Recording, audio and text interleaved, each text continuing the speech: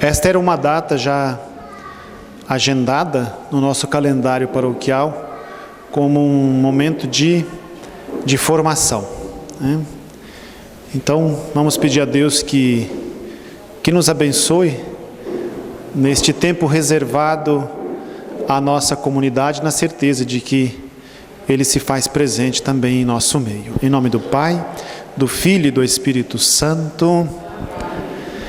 Pai nosso, que estais no céu, santificado seja o vosso nome. Venha a nós o vosso reino, seja feita a vossa vontade, assim na terra como no céu. O pão nosso de cada dia nos dai hoje. Perdoai as nossas ofensas, assim como nós perdoamos a quem nos tem ofendido. E não nos deixeis cair em tentação, mas livrai-nos do mal. Amém. Ave Maria, cheia de graça, o Senhor é convosco. Bendita sois vós entre as mulheres, e bendito é o fruto do vosso ventre, Jesus. Santa Maria, Mãe de Deus, rogai por nós, pecadores, agora e na hora de nossa morte. Amém.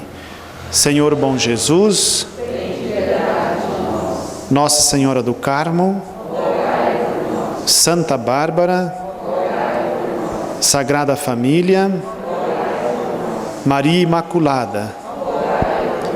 Estamos às vésperas da solenidade de Pentecostes. Que o Espírito Santo nos conduza e nos ilumine na nossa caminhada de fé. Vinde, Espírito Santo, enchei os corações dos vossos fiéis e acendei neles o fogo do vosso amor. Enviai o vosso Espírito, e tudo será criado, e renovareis a face da terra. Oremos. Ó Deus, que instruístes os corações dos vossos fiéis com a luz do Espírito Santo, fazei que apreciemos retamente todas as coisas, segundo o mesmo Espírito, e gozemos sempre da sua consolação. Por Cristo Senhor nosso. Amém. Em nome do Pai, do Filho e do Espírito Santo. Podemos ficar sentados. Quero apresentar para vocês Adriana Potelski, que eu me lembro, a gente já se conhece desde 1900... do século passado, né? Desde 1990, né? A Adriana, hoje não é mais, naquele contexto era paroquiana da paróquia Sagrada Família, no bairro Novo Mundo, lá perto do shopping Paládio, isso, naquela região por ali. A paróquia Sagrada Família era atendida até hoje pela congregação dos padres marianos da Imaculada Conceição, que é a comunidade também que eu pertenço, né? Quis Deus, na sua providência, que no percurso da história a gente se encontrasse hoje, eu aqui à frente da comunidade, e a convite, a Adriana aceitou de vir conversar um pouco conosco hoje. A doutora Adriana é formada em psicologia e a gente precisa caminhar também com as ciências, né? Nós rezamos, pedimos ao Espírito Santo, mas Deus deu a inteligência para que nós também possamos fazer a nossa parte, né? E guiados pelo Espírito, a Adriana tem ajudado muito. Eles já procuraram, viu? Já andaram, alguns me disseram que quando eu falei o nome, foram procurar lá na internet quem será Adriana Potelski, né? Ex-Adriana Potelski. Sejam bem-vindos, bem-vinda.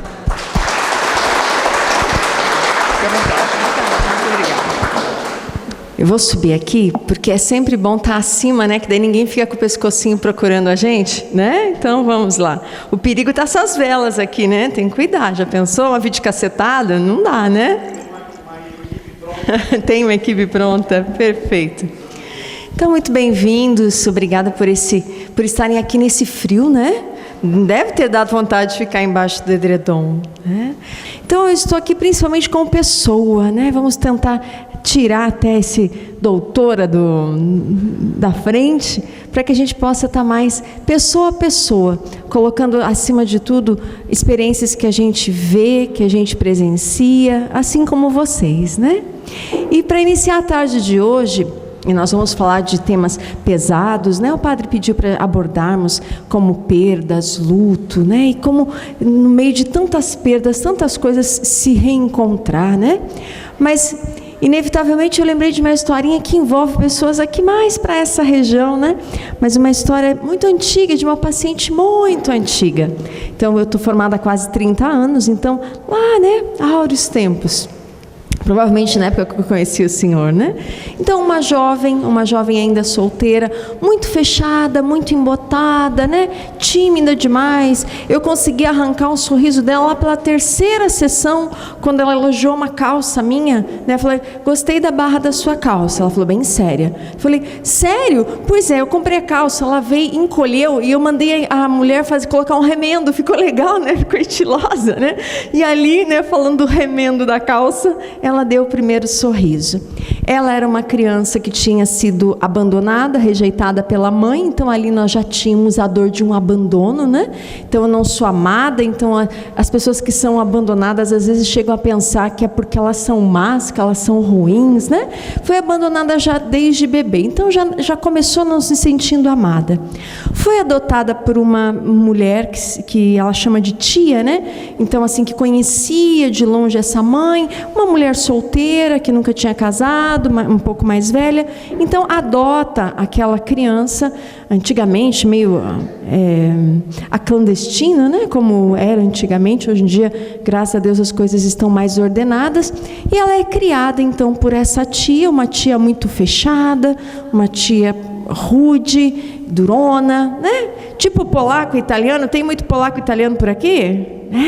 Tem uns polacos italianos duros de coração, né? Sou polaca, então às vezes tem umas mães aí que, enfim, então aquela dureza. E aos 10 anos ela quis conhecer a mãezinha dela, então, né? E havia a possibilidade dessa tia naquela época encontrar onde estaria então essa mãe. Então marcaram o encontro, iriam se encontrar na Igreja Bom Jesus, lá na Rua Barbosa, em Curitiba.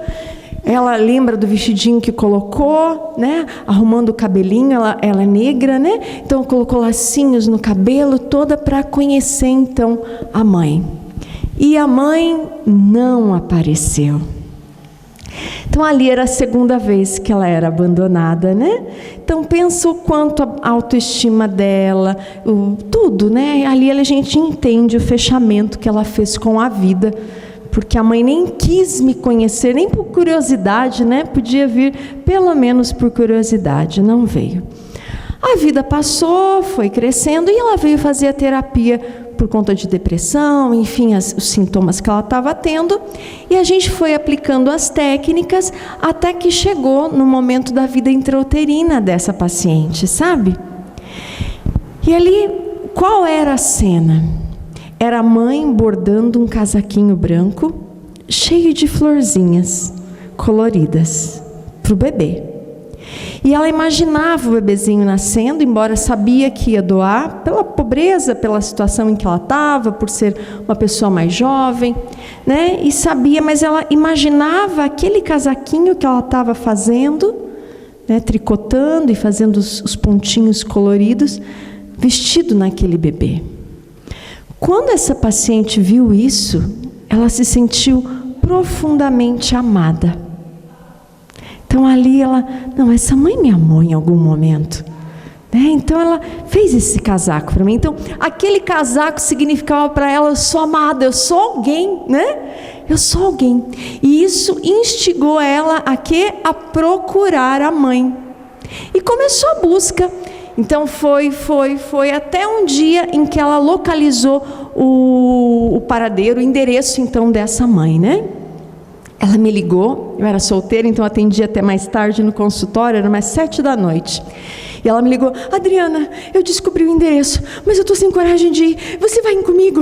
E, né, ela estava tão ansiosa que não dava nem para esperar o dia seguinte, né? Tinha que ser naquele momento. Ela tinha acabado de ter o endereço de onde estaria a mãe, e era na região de Colombo. Por isso que eu estou trazendo esse caso, porque quando eu lembro de Colombo, eu lembro desse caso, né? Que ela permite que eu conte nas palestras, enfim. E aí viemos.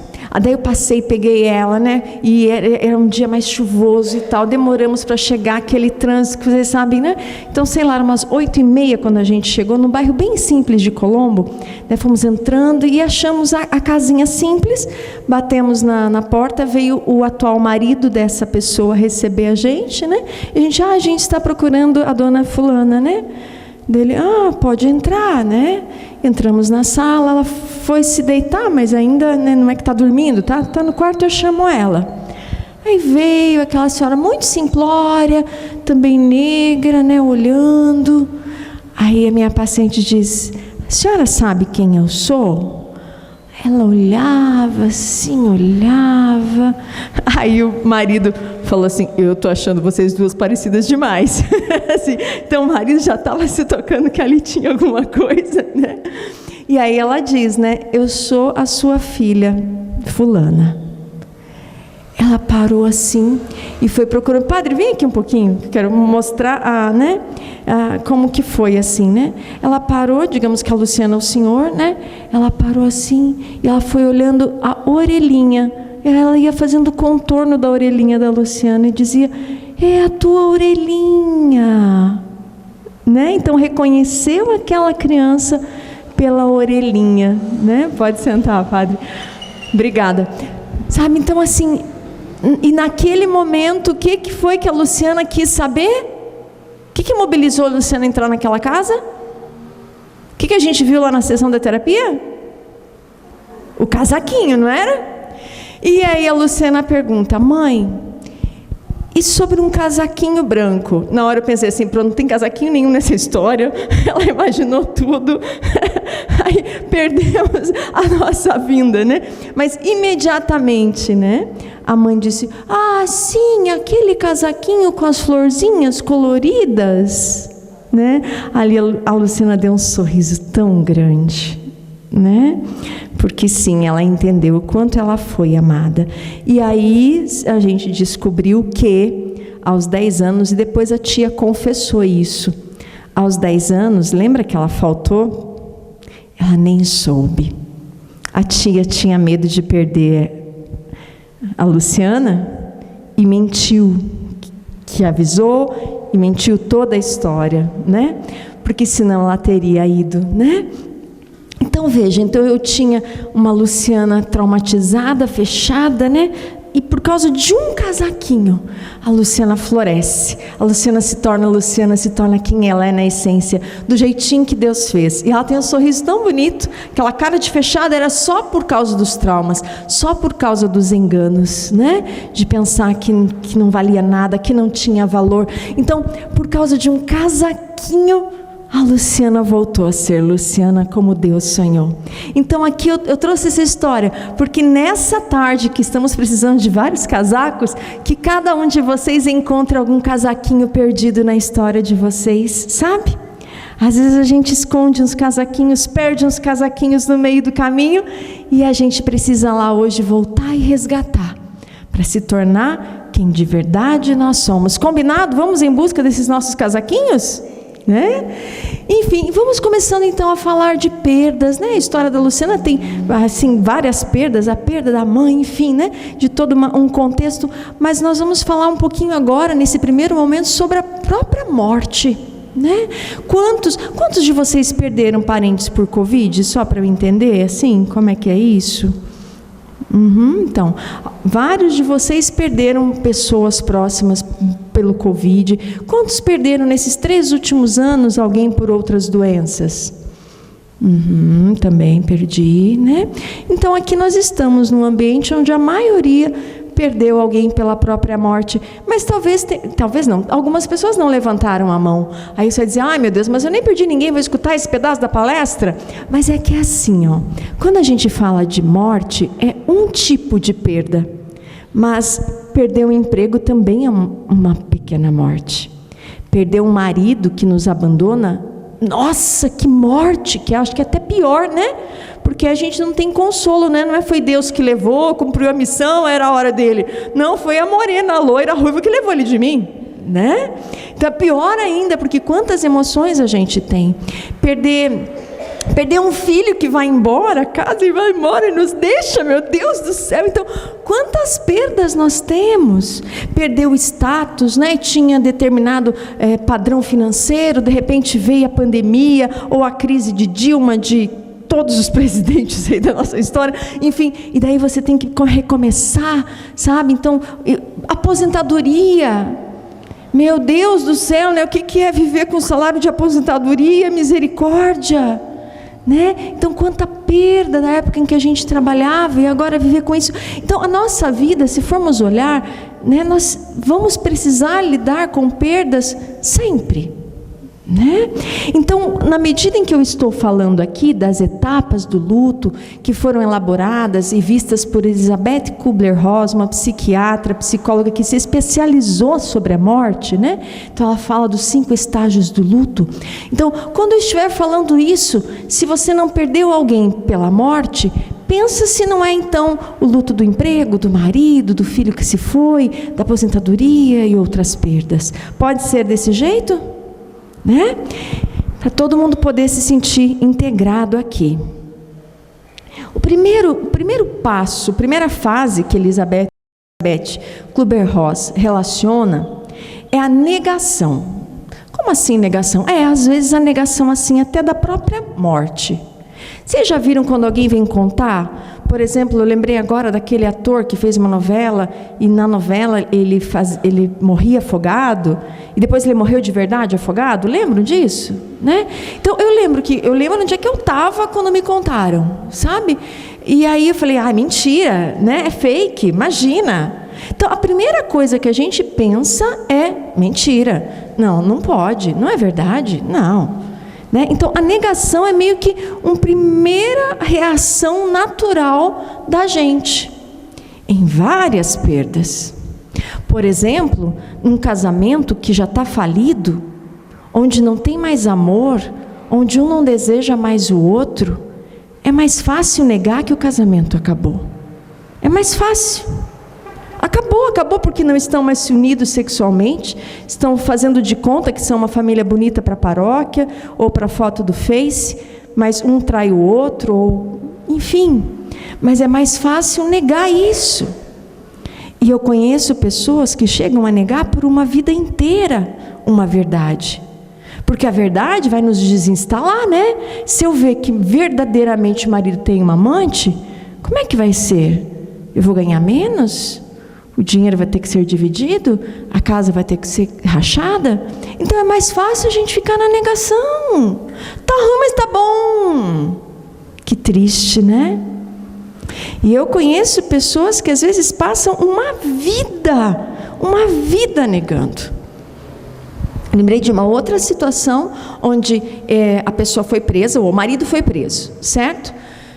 Não era crime grave, mas enfim, uma coisa que envolvia mais para o lado de estelionato, umas coisas mais empresariais assim, mas na época lá foi preso e ele tinha que cumprir, sei lá quanto tempo de pena preso. Depois ele foi para semi-liberdade, sei lá, que daí passa o dia livre, mas daí vai à noite para a cadeia, né? Tinha um esquema assim, isso é também um caso antigo, né? E os filhos foram crescendo, então a pena ia ser, por exemplo, uns 15, 20 anos, em regime semiaberto, lembrei, regime semiaberto, aquela coisa. Só que os filhos fizeram 18 anos e viram que alguma coisa estava errada.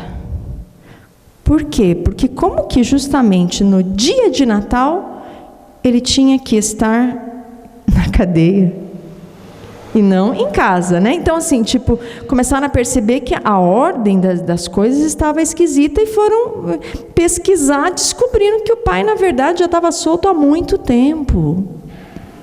Entendem? E estava vivendo uma vida dupla, já há muito tempo, ele cumpriu uns 5 anos só, né? E a mulher esperava ele todos os dias, com a comidinha pronta, a comidinha que ele gostava. Estão entendendo? Aí a filha tentou contar. Ela entrou numa coisa tão de negação assim, que daí eu falei, então deixa, eu vou conversar com a sua mãe. E chamei a mãe em particular. E eu juro que eu tentei fazer ela enxergar, mas era tão forte a negação dela, que eu não ousei quebrar a negação dela. Primeiro porque ela não era minha paciente, e ela se negava a buscar terapia. E talvez se eu contasse para ela a verdade, naquele momento ela poderia se suicidar. Porque era melhor ela continuar acreditando na própria mentira. Mas nas entrelinhas eu sabia que ela sabia, mas não queria saber. Como se dissesse, não me conte. Né? E eu dizia, e como vai ser quando chegar, daqui a tal, 15 anos, 20 anos, sei lá, como vai ser? Eu vou esperar ele até esse dia. Né? Então, entende? Então, aqui nós podemos pensar agora, será que eu estou entrando em algum processo de negação na minha vida? Eu conheço pessoas que estão plenamente infelizes na profissão, infelizes, doentes. Por exemplo, professores, meu Deus, como a vida de professores, né, chega a uma exaustão, como está difícil controlar uma turma. Pessoas que trabalham em banco, que têm que cumprir as tais das metas. Meu Deus, eles lotam os consultórios de psicologia com depressão, síndrome do pânico, risco de suicídio, sabe? Estão doentes, infelizes, mas não saem, não admitem que estão infelizes. E vão negando, e adoecendo, e adoecendo, e adoecendo, né? Vamos ver aqui. Abuso. Sabe, a negação de mãe de quem está sendo abusado é algo que assim eu fico escandalizada. Há pouco tempo, uma jovem que foi abusada pelo próprio pai, né? Então era abusada pelo próprio pai. Um pouco antes do aniversário de 15 anos, o pai disse assim, quando você fizer 15 anos, aí o papai vai te ensinar tudo que falta, para você saber direitinho o que fazer com seu futuro marido. Olhem só. Então, ela sabendo o que ia acontecer depois dos 15, as fotos do aniversário de 15 anos dela eram deprimentes. Era uma morte. Ela dançando a valsa com aquele pai, era uma morte. Né? E aí, graças a Deus, ele não cumpriu com o que ele falou, porque eu acho que ficou com medo, né? Porque ela já tinha 15, quem sabe poderia deletar ele, alguma coisa assim. Ele parou de abusar da filha. Alguns anos se passaram, ela conhece um namorado e desabafa então pela primeira vez com esse namorado sobre a questão do abuso. O namorado, que também tinha passado por situação de abuso, falou, você precisa falar para sua mãe. Né? Você precisa desabafar esse nó, você precisa contar. E essa pessoa foi lá e contou para a mãe. Sabe o que aconteceu com a mãe? Ódio total do namorado. Na cabeça dela, o demônio está usando o namorado para destruir uma família. E a culpa é do demônio. Eu faço as minhas negações, né? Porque é mais fácil imaginar que o demônio está agindo na vida do namorado do que olhar que o meu marido abusou da minha filha por anos. Então, graças a Deus, depois ela foi para terapia, a mãe se submeteu também a enxergar a verdade, já está aceitando o namoro, pelo jeito vai sair casamento, né? E um processo de perdão para esse pai maravilhoso, porque esse pai se converteu, né? Durante todos aqueles anos ali, ele mesmo pediu perdão para a filha. Foi um processo lindo assim, sabe? Que a gente não imagina, né? Porque a gente imagina então que já vai destruir tudo. Não. Às vezes precisa dar uma para recomeçar. Só que a gente tem medo desse, não tem? Né?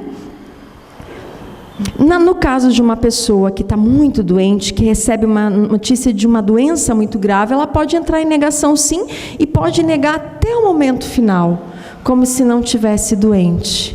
Né? Não preciso fazer a químio, não vou fazer, Deus vai me curar. Eu sei que Deus pode curar, não pode, padre? Né? Eu sei que Deus faz milagres, faz, mas às vezes Ele não faz. Estou falando uma heresia, padre? Ele pode tudo e a gente vai confiar tudo, né? Mas eu também preciso pensar, e se Ele não fizer o milagre dessa vez na minha vida? Né?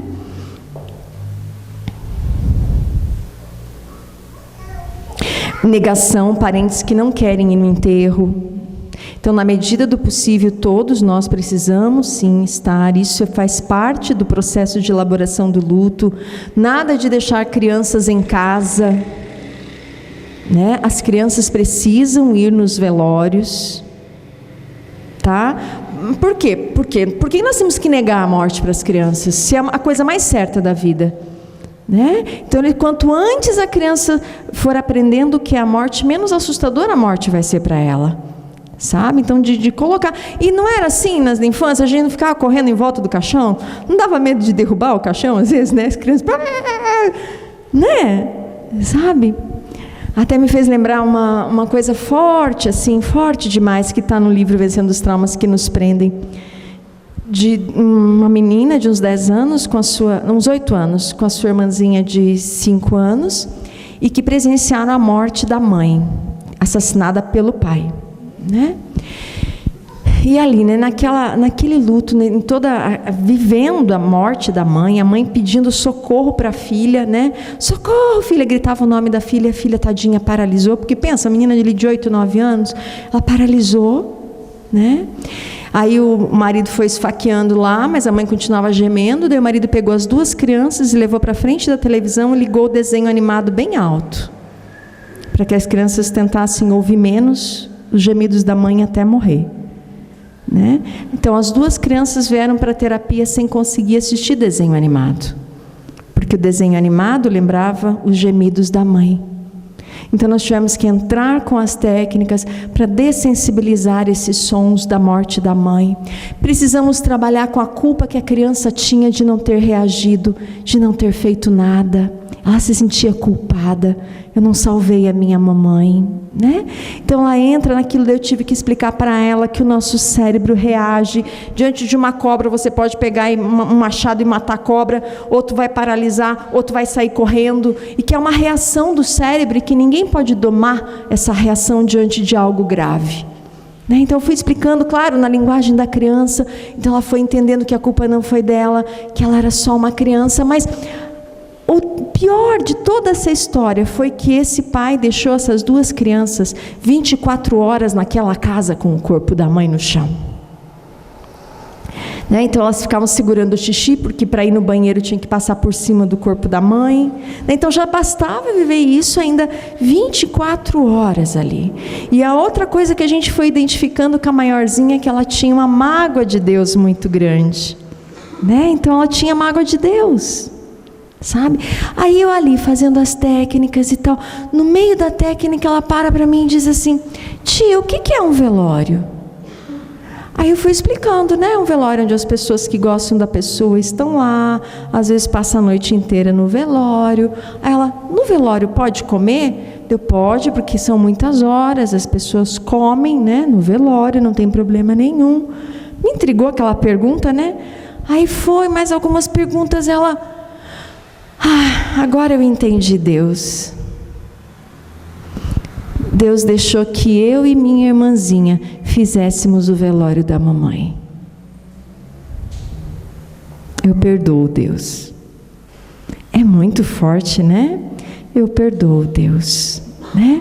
Então vejam o que é a cura, quando eu olho com os olhos do sobrenatural ali, quando eu olho com os olhos do corpo sarado, do meu cérebro curado, né? Eu consigo perdoar até Deus, porque depois, enfim, depois os corpos foram queimados, assim, aquela coisa assim que não teve velório, aquelas coisas assim horrorosas, né? Mas aquela menininha assim, eu paralisei diante daquela resposta, né? Agora eu entendi Deus. E aqui nós também agora podemos tentar fazer as nossas leituras das mágoas que a gente pode ter de Deus, né? E começar, quem sabe, nessa tarde a entrar num processo de perdão para com Ele, porque a gente às vezes se revolta com Ele também. Vamos lá. Eu não sei se vocês souberam de um caso, foi lá em Curitiba, de uma mãe que estava vendo do prédio o filho voltar da escola e ele foi atropelado e morreu na hora, e que ela não mexeu mais no quarto do filho. Souberam disso? Eu lembro que a televisão noticiou bastante. Depois passaram-se anos e ela deixou o quarto intacto, com o tênis virado do filho, sabe? Com a jaqueta que ele tinha usado no dia anterior pendurada, não sei o que no canto. E o que é isso? É a negação, né? Então a gente orienta, Deus o livre, né? Mas as pessoas próximas, quando se forem, as roupas que sejam doadas na primeira semana, que aquele quarto seja desarrumado, né? Já na primeira semana. Quanto mais demorar, pior será, porque o cheiro da pessoa está naquelas roupas, né? Mas na primeira semana tudo ainda está muito intenso no sentido do apoio dos amigos, da família. Então existe um suporte maior para toda aquela movimentação que é necessária, que dói demais, eu sei.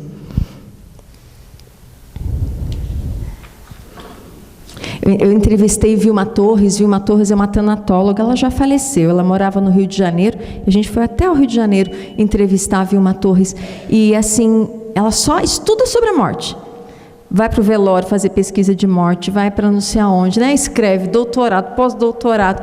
Aí eu falei assim, Vilma, estudar o dia inteiro, dar aula sobre morte na faculdade, né? Isso não atrapalha a tua vida? E a Vilma Torres disse, quanto mais eu entendo que a morte existe, mais eu dou valor às pequenas coisas da vida, mais eu aprendo a viver. Entende? Então a gente precisa fazer as pazes com a morte nessa tarde, sabe?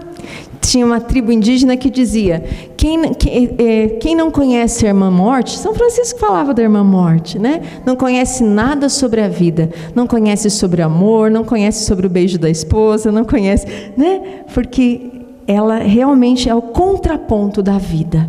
Então, que nessa noite a gente possa olhar como São Francisco olharia, né? A irmã morte. Segunda fase do luto, do processo de luto. E aqui não necessariamente nós passaremos pelos 5 processos, pelas 5 etapas, tá? Tem gente que passa por todas nessa ordem, tem gente que faz uma ordem toda bagunçada, tem gente que algumas não passam. Né? Essa etapa que eu vou falar da raiva. Então, e aqui voltando às nossas vidas, né? Se o bendito do marido da esposa trai, a gente não vai ficar com raiva? Ah, vai ficar com raiva do desgraçado, da amante, né? O pior é quando a raiva da gente mesmo, né? Tipo, eu não amei meu marido, eu ficava em casa só com aquele moletom, e aquela mulher toda linda, maravilhosa, ai, que raiva, se eu tivesse sido mais carinhosa, se eu tivesse amado mais, né? Então é duro administrar a raiva quando a raiva da gente mesmo, né?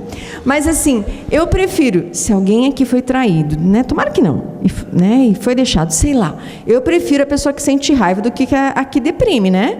Porque aquela que vai deprimir vai ficar lá, vai envelhecer mais 1000 anos, né? O moletom vai ficar o mesmo até o dia da morte, né? A que sente raiva, não. A que sente raiva, agora eu vou provar para ele quem eu sou, né? E aí vai fazer até plástica, não sei o quê, né? Vai para academia, vai ficar maravilhosa. Então, se tiver que escolher entre sentir tristeza e sentir raiva do ex, fica com a raiva que é melhor. Pode ser assim? A gente brinca, mas é sério, tá? É melhor, porque a raiva é uma coisa que nos bota para fora, ela nos impulsiona, né? A tristeza, ela deprime, a gente fica lá no quarto chorando as mágoas, né? O duro é, não, a sofrência tá fogo, né? Aí não escutem sofrência, por favor, né?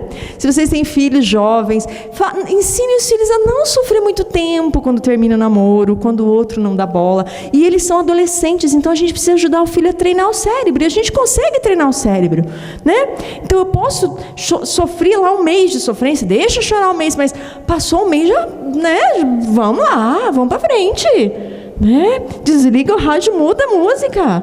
Aí dá para botar não vou dizer que foi ruim, mas não foi tão bom assim. Não imagine que te quero mal, apenas não te quero mais, não te quero mais, né? Troca, bota uma música mais animada, né? Então, isso é muito importante, deixar chorar, deixar sofrer, mas também ensinar os nossos filhos também a reagir às perdas. Da mesma forma, quando reprovou, parece coisa pequena, né? Estamos falando aqui de tanta tragédia. O filho está sofrendo porque reprovou. Dói demais reprovar, não dói? Já pensou em reprovar? Alguém já reprovou aqui? Dói demais, meu Deus. Não, fora a vergonha que tem que encarar de todos os amigos no outro ano, né? Você não está na próxima turma. Sabe? Então é um luto, é um sofrimento, a gente vai abraçar, vai dar colo, né? E depois, vamos lá, filho, vamos lá, vamos reagir, vamos fazer diferente daqui para frente. Raiva de Deus, né? Aqui, não se prive de sentir raiva de Deus. Padre, se eu falar uma besteira, o senhor pode me corrigir. Mas a raiva é uma emoção, portanto, natural dentro do nosso organismo. Então, se você sentir raiva de Deus, porque você fez os teus pedidos, seja pelo emprego, né, pelas perdas, pelas coisas que deram errado na tua vida, se você sentir raiva de Deus, é normal. Humanamente normal. O que nós não podemos é parar na raiva, entendem? E entrar no processo desse perdão de Deus. Uma jovem que perdeu a mãe de Covid, uma paciente minha também, ela falou assim, primeiro ela começou a dizer que sentia uma solidão, estou sozinha, deveria ter feito mais por minha mãe. E aí ela começa a sentir muita raiva de Deus no meio da sessão. Nem ela tinha se dado conta quanto de raiva ela tinha, né, de Deus. Aí ela disse assim, por que nós tivemos esperança? Por que acreditar em Deus? E eles eram muito, muito, muito católicos. 15h a família inteira em corrente de oração, pedindo pela misericórdia divina para a cura daquela mãe na UTI, uma mãe jovem, cheia de saúde, né? Mas a frase, por que Deus não deixou a minha mãe mais tempo comigo, para me ver casar, para me ver namorar, para me ver ter filhos? Mas a frase que mais doeu ouvir foi, por que Deus me deixou me separar dele? Olha que forte, né? Porque ela se distanciou de Deus. Porque Deus me deixou me separar dele. Eu gostaria de pensar de novo que ele é meu amigo de novo. E aí foi tão bonito porque eu estava atendendo essa paciente online, né? Que é de outro estado. E bem na hora que ela falou isso, o cachorrinho dela, abre a porta e pula no colo dela e começa a lamber ela. Né? Daí eu só fechei. Quem sabe, né? Deus tem muitas formas de mostrar o amor dele de novo, aí essa amizade de novo. Pensa a respeito, né? E aí aquilo foi mexendo o coraçãozinho dela, para ir ajudando ela então a parar de ter essa raiva de Deus. A outra etapa, a terceira etapa, lembrando que não é uma ordem necessária, é a barganha. Já ouviram isso? Barganha ou negociação. Nós nunca fazemos isso com Deus, né? Vou fazer uma novena e o senhor me devolve o namorado. Imagina que a gente faz barganha e negocia com Deus. Nunca ninguém fez isso. Não, só aqui que ninguém faz, né? Então, ninguém faz essa barganha, essa negociação com Deus, né? Mas vejam, veja como a gente acaba, sem perceber, a gente faz isso. Né? Então eu vou rezar tantos terços, não sei o quê, para que o Senhor tire o meu pai da UTI. E você fica ali, sabe? Tem que ser 1000, porque se for 900 e eu dormir, Deus vai levar, porque eu estou devendo 100. Imagina que Deus vai pensar assim, né, padre? Rezando as 1000 Ave Marias, mas não com uma forma de barganha, entenderam? De negociação com Deus. Fica claro isso, padre? Assim, tá claro isso? Já vi gente barganhando assim, eu vou parar de beber se não sei quem melhorar, né? Aí o coitado, não, mas agora eu vou beber mais ainda, né? Falei que eu ia parar de beber, mas se não me atendeu, agora, né? Se você não sair, não tirar a pessoa da UTI, enfim, se ela não melhorar, vou te abandonar, vou virar evangélico. Que bom, né? Que bom, pode virar evangélico cristão, mas assim, como que uma vingança. Nada contra os evangélicos, tenha muitos amigos evangélicos, imagino que o padre Leandro também tenha, né? Mas entenderam, né? Não é o fato de trocar de religião, mas com uma forma de vingança, né? Então, passar por essa etapa da barganha da negociação significa que a gente precisa aprender a deixar de ser criança e amadurecer. Que quem manda é Deus mesmo. Mas isso nos tira o direito de pedir? Não. Porque quantos casos aqui nós teríamos, se eu vou falar uma tarde sobre perda, a gente teria que falar uns 3 anos sobre ganhos, né? De quantas graças que é possível, quantas coisas, quantos milagres, quantas coisas boas, né? Mas assim, ao mesmo tempo eu preciso admitir que eu não mando em Deus, que não é de acordo com a minha vontade, mas de acordo com a vontade dele. E a gente deixa de ser criança, sabe? A gente deixa de ser criança, amadurece para ir para a aceitação, que é a última fase, né? Agora aqui assim, isso assim é difícil a gente entender, porque eu perdi meu pai de câncer nesses últimos anos, né? Bem no período de Covid e tal. E a história do meu pai foi maravilhosa, porque ele tinha 4 meses de vida, câncer de pâncreas, já com metástase do mais agressivo possível. 4 a 6 meses. Aí eu mandei os exames para o meu amigo Frei Paulo em Portugal, que é médico, mandei lá para ele, ele falou: desculpa, Adriana, mas se tiver coisa para resolver, resolva já a prática, porque pode ser bem antes. Eu falei: misericórdia, se meu amigo está falando isso. Então assim, aquela coisa que o chão desmorona, né? Tudo some. Pois tu acredita que meu pai ficou 2 anos, Vivim da Silva, bem bonitinho, nem vomitava na químio, sabe? Enganou todos os porteiros do prédio, sabe? Os porteiros do prédio ficaram sabendo que ele estava com câncer no último mês, né, de vida, né? Sabe? Saía, né? Vida normal, né? Por quê? Porque meu pai tinha fé com certeza absoluta. Esses 2 anos eu não tenho dúvida nenhuma que o que fez ele viver esses 2 anos foi meu pai. Quer dizer, foi a fé, né, do meu pai. E aí eu estava pensando que o médico, uma hora minha irmã perguntou para o médico, já na fase terminal, né, tipo, mas é agora, que já está no pulmão, quanto tempo o senhor disse? O médico disse: minha filha, a previsão que eu tinha para o teu pai já passou há muito tempo. Quer dizer, como é que você está perguntando? Já passou há muito tempo, ele tinha que estar morto há muito tempo, né? Então, assim, essa experiência assim, do meu pai, que ele não perdeu a fé até o último minuto. Não perdeu. Mas, ao mesmo tempo, comigo, que foi a pessoa que conseguia falar sobre a morte com ele, e espero que todos que estejam nessa formação aprendam, quem ainda não aprendeu, porque são poucas as pessoas com quem os entes queridos têm para falar sobre a morte. Sabe? Porque a tendência é: não, vai ficar bom, vai sarar, vai não sei o quê, mas e se não sarar? Com quem que ele vai falar? Né? Com quem que ele vai falar sobre o velório, sobre onde que ele quer ser enterrado? Então, né, ele sabia que enfim, pela própria profissão eu acolheria, né? E eu instigava isso também com o pai. Pai, quer conversar alguma coisa? Mas na etapa final eu disse assim: pai, se o senhor quiser parar a quimioterapia, eu te apoio, pai. Né? Porque a gente sempre tem uma hora que o paciente não aguenta mais, né? Ele disse assim: sua mãe não vai deixar, entende? Mas por ele teria parado a quimio antes já, né? Por todo esse cansaço já. E aí a gente falava assim, ele falava onde que ele queria ser enterrado, eu tive que ir atrás lá, porque não tinha parte construída, e conversar com o coveiro, tudo isso é muito pesado, né? Mas tudo isso foi elaborando também dentro de mim, que meu pai estava indo. Porém, sem perder a fé. Não é louco isso? Né? E acreditando que poderia acontecer, mas ao mesmo tempo aceitando, caso não fosse a vontade de Deus.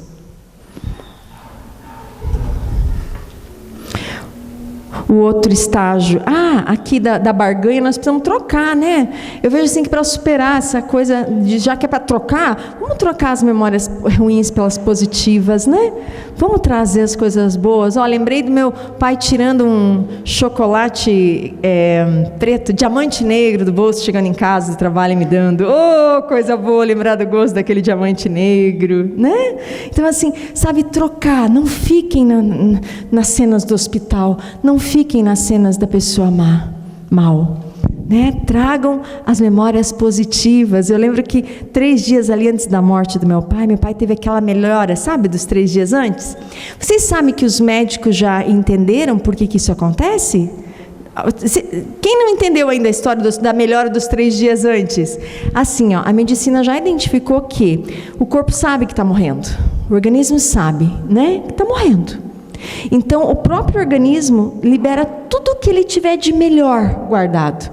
As adrenalinas, as endorfinas, sabe? Tipo como se fosse uma última tentativa do organismo de reagir. Sabe? Por isso que a pessoa tem aquela melhora 3 dias antes da morte.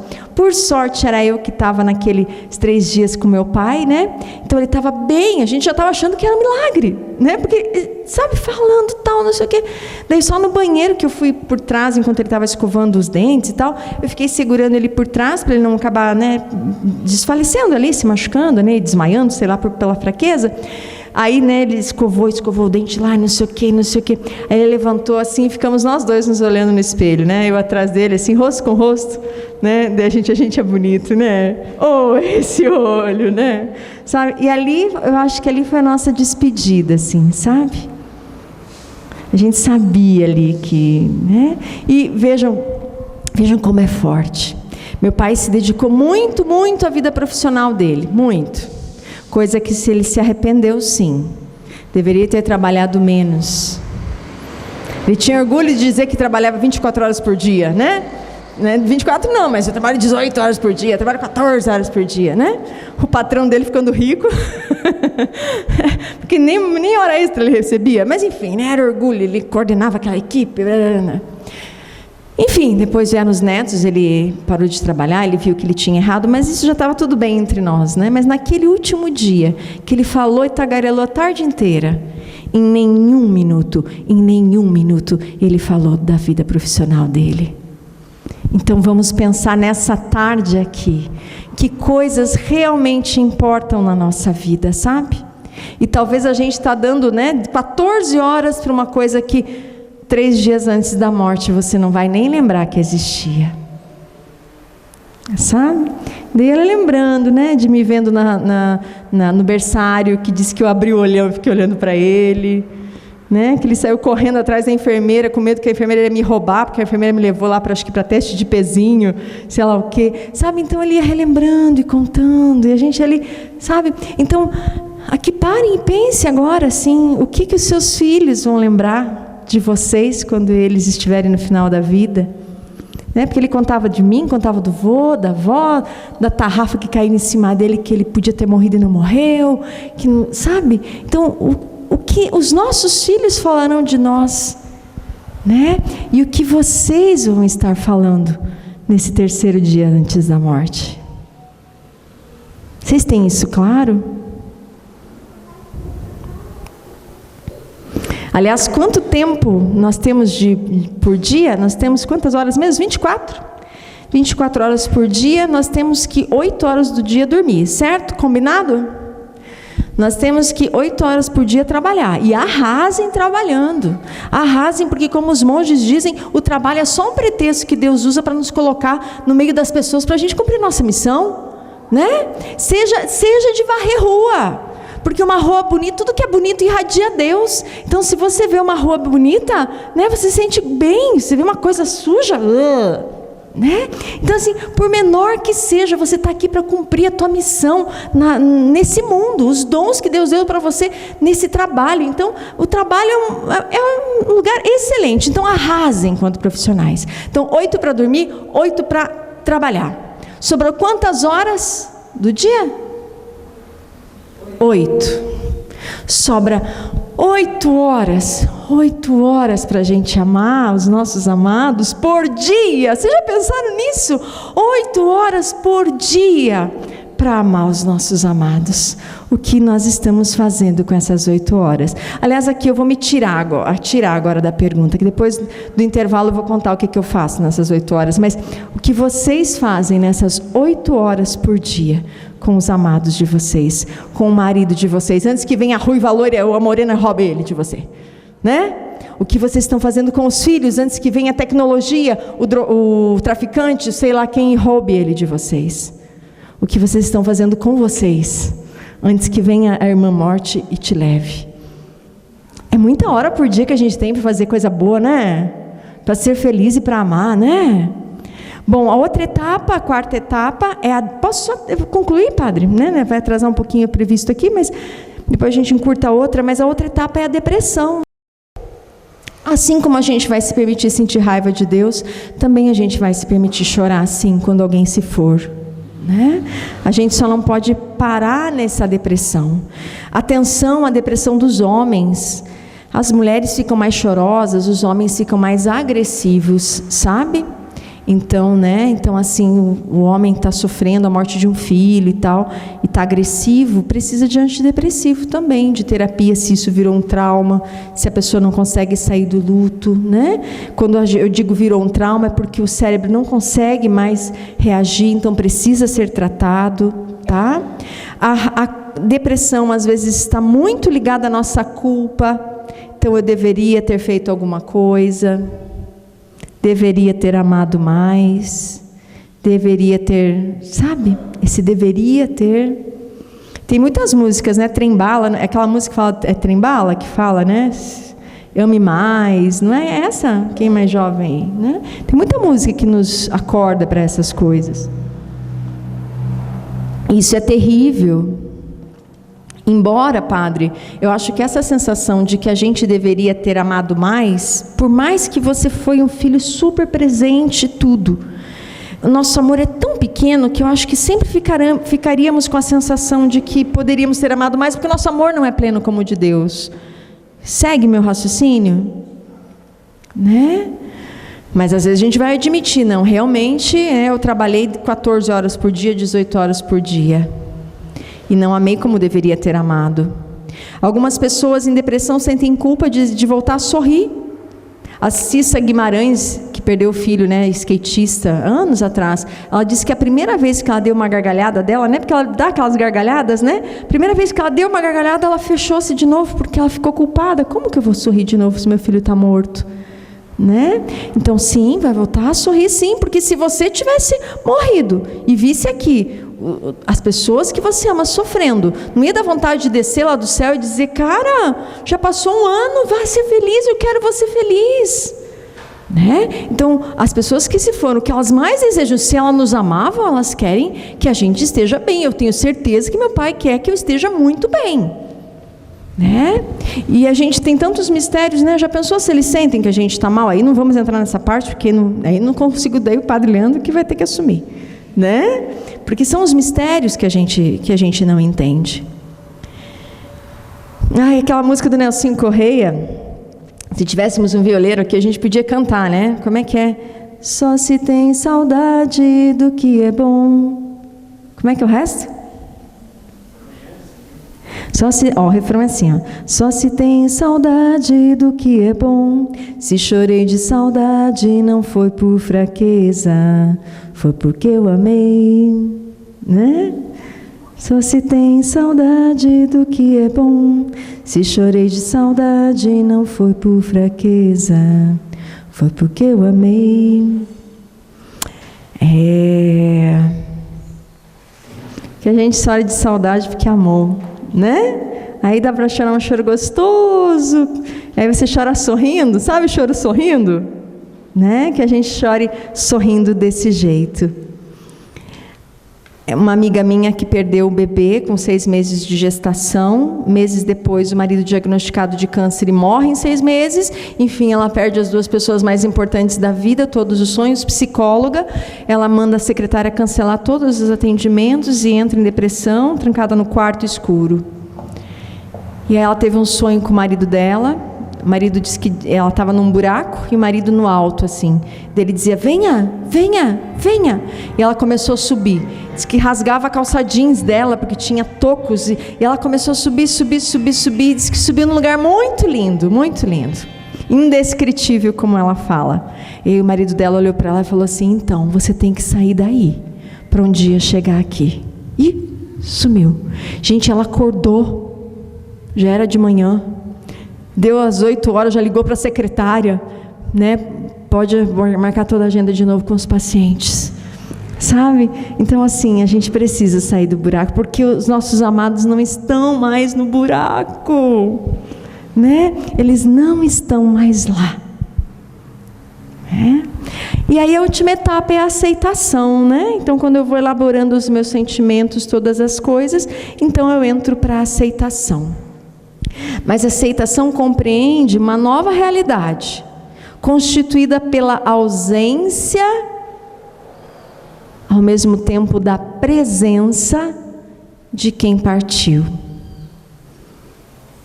E aí é místico. Eu não me sinto longe do meu pai.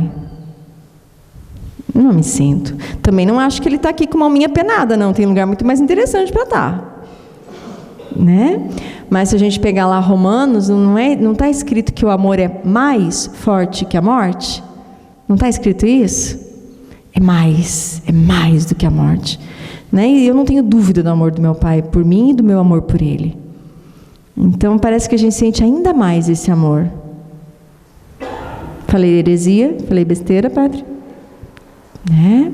Então, né, constituída pela ausência e presença, resultando em uma sensação de paz interior. Não significa seguir a vida como se a pessoa amada nunca tivesse existido, de jeito nenhum. Né? Não é esquecer os momentos bons, de maneira nenhuma. É conviver pacificamente com a perda, lembrar com carinho, com gratidão e compreender que eu preciso continuar vivendo.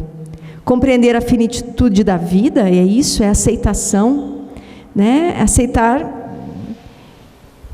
Deixa eu só ver se esqueci de alguma coisa importante aqui. Enfim, aceitar que a morte é. E ela pode bater na nossa porta daqui a 30, 40, 50 anos, ou daqui a 1 hora, 3 horas. Nós não sabemos. Tá? Para finalizar esse momento, vejam que eu e meu pai estávamos falando, então, sobre a morte, sobre o enterro. Ele era meio centralizador das coisas, então ele queria que eu visse o plano funerário lá. Ele ficou com uma dúvida do plano funerário, e eu levando ele para a química, era onde a gente podia conversar sós, né? Eu e ele só. Ele, não estou entendendo lá, tem como falar com a moça? Aí pensa eu parando o carro, ligando para a moça do negócio funerário. Meu pai não está entendendo algumas coisas, eu vou passar o telefone para ele. Então, mas assim, eu rio, porque a gente estava em paz ali, nós dois já tínhamos aceitado a morte, já fazia tempo ali, sabe?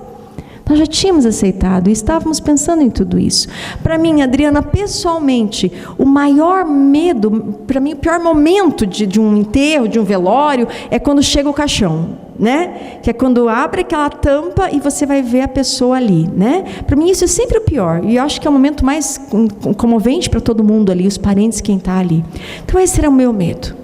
Só que assim, eu estava à frente das questões de funerária e tudo mais, né? Daí a gente estava lá no Capela do Vaticano lá, e aí o pessoal do Vaticano me chamou para ver a sala, se estava tudo ok. E eles tinham errado a decoração, colocaram uma decoração evangélica, né? E não a católica, com cruz e velas, enfim. Falei, tá errado, nós somos católicos. Ai, desculpa e tal. 5 minutinhos, 10, a gente já troca, né? Aí eles vieram me chamar de novo. E eu achei que era para ver se agora estava boa a sala, mas na verdade já era para conferir o corpo do meu pai. Né? Então quando eu cheguei e vi assim, né, meu pai, falei, nossa, como ele está lindo, e dei um sorriso, porque ele estava lindo, parecia que ele ia entrar com uma das filhas no dia do casamento, juro gente, juro, né? Porque foi aquela morte em paz, no colo de Deus, sem perder a fé, porém acertando mansamente o momento que Deus queria levar ele. Já agradecido por ter deixado ele viver mais 2 anos, né? Então e aí, quando a gente aceita, antes ainda da morte, o momento do velório se transforma em algo sobrenatural, e eu adoraria que vocês tentassem sentir isso.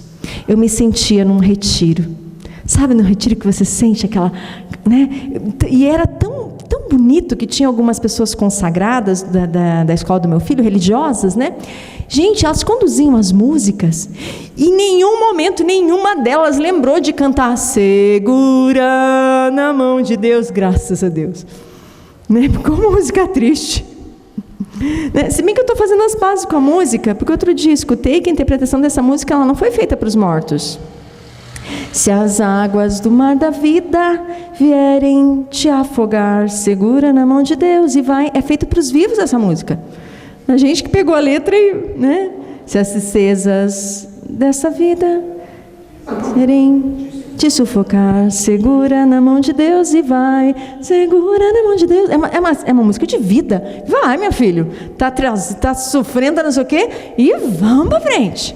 Mas até então eu não gostava da música. Eu agradeci que ninguém lembrou de cantar ela, né? E as músicas eram: chuva de graças rendemos a ti, chuva de graças derrama em nós, chuva de graças neste lugar. Sabe? Então eu senti aquilo. Uma das religiosas pegou no meu braço e disse assim: Adriana, o que é isso? Porque a gente sentia o céu aberto. Sabe? Como se eu olhasse meu pai sorrindo, sabe? E aí nós fomos para Tomás Coelho, uma igrejinha parecida com aqui em São Miguel, e tem sinos. Quando eu olhei aqueles sinos, eu olhei os netos, eu falei: vamos tocar esses sinos, né? E aí os netos e eu lá badalando aqueles sinos, com o corpo chegando, e aquelas músicas cantando, sabe? Final do dia, 5 horas, enquanto já estávamos na igreja, uma chuva de verão assim, né? Parou a missa, sabe? Aquele céu se abrindo, então aqueles raios, o raio parece que entrava no túmulo, e eu senti uma paz. Então é muito bom quando a gente aceita a morte, mesmo antes dela chegar, porque eu senti um pedaço de céu. Já pessoas que não fizeram esse processo, não sentiram nada. Entendem? E minha irmã, minha mãe, por exemplo, né? Minha irmã se afastou mais ainda da igreja.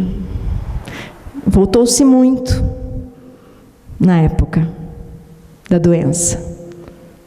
Talvez como barganha. Você não me atendeu.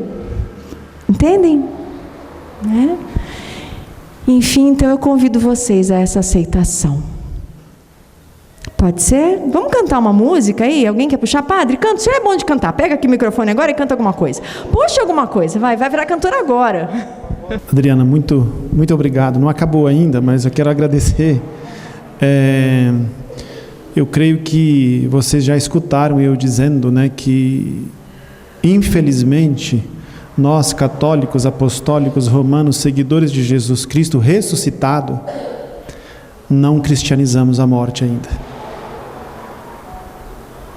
A gente trata a morte realmente como morte.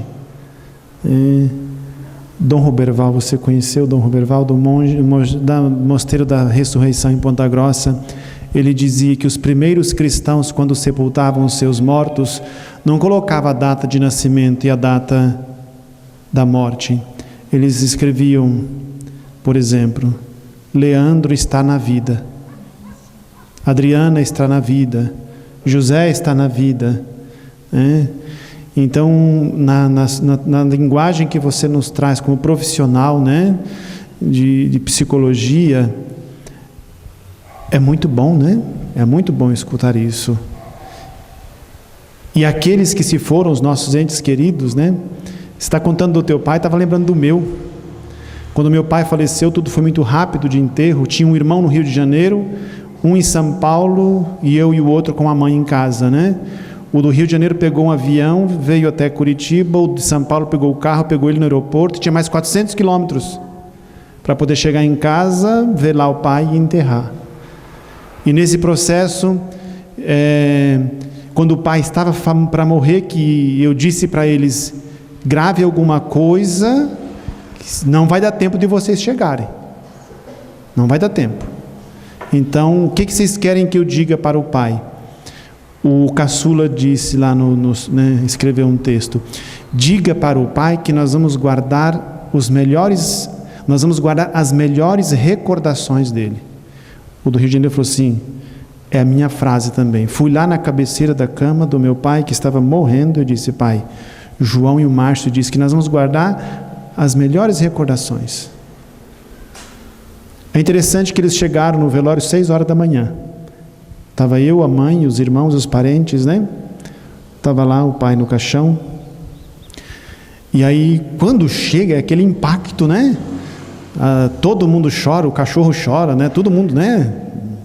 Quando os meus irmãos chegaram, começamos naquele choro. Daqui a pouco estávamos os 4 irmãos ao redor do caixão do pai, com a mãe dando risada. Uma coisa estranha, você falando isso aqui agora, ele foi em paz.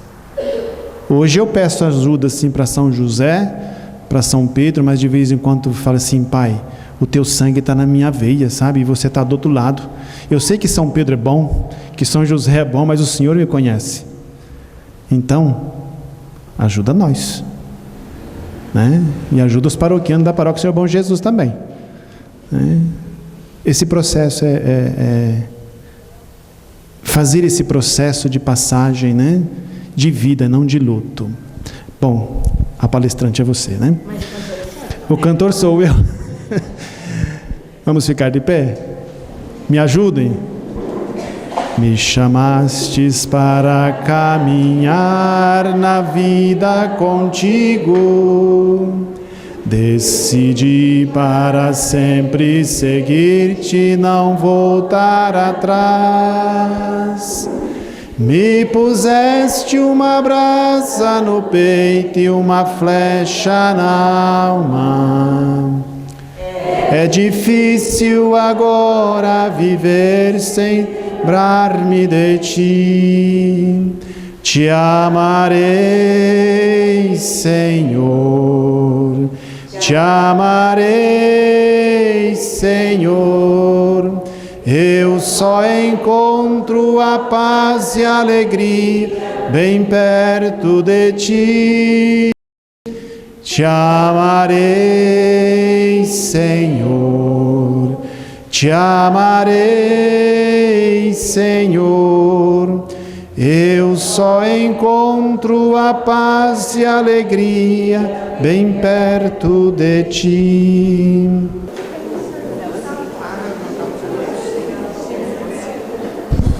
Parabéns, Andrés. Que Deus lhe abençoe generosamente, que lhe conceda saúde física, está precisando, e também espiritual, né?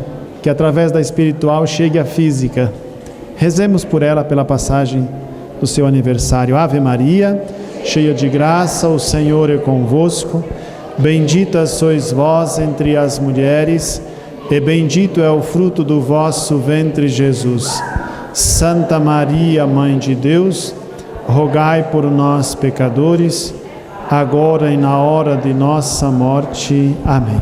Nossa Senhora do Perpétuo Socorro, parabéns, que Deus abençoe generosamente. Parabéns para você, essa data querida, muitas felicidades, muitos anos de vida. Viva Andressa!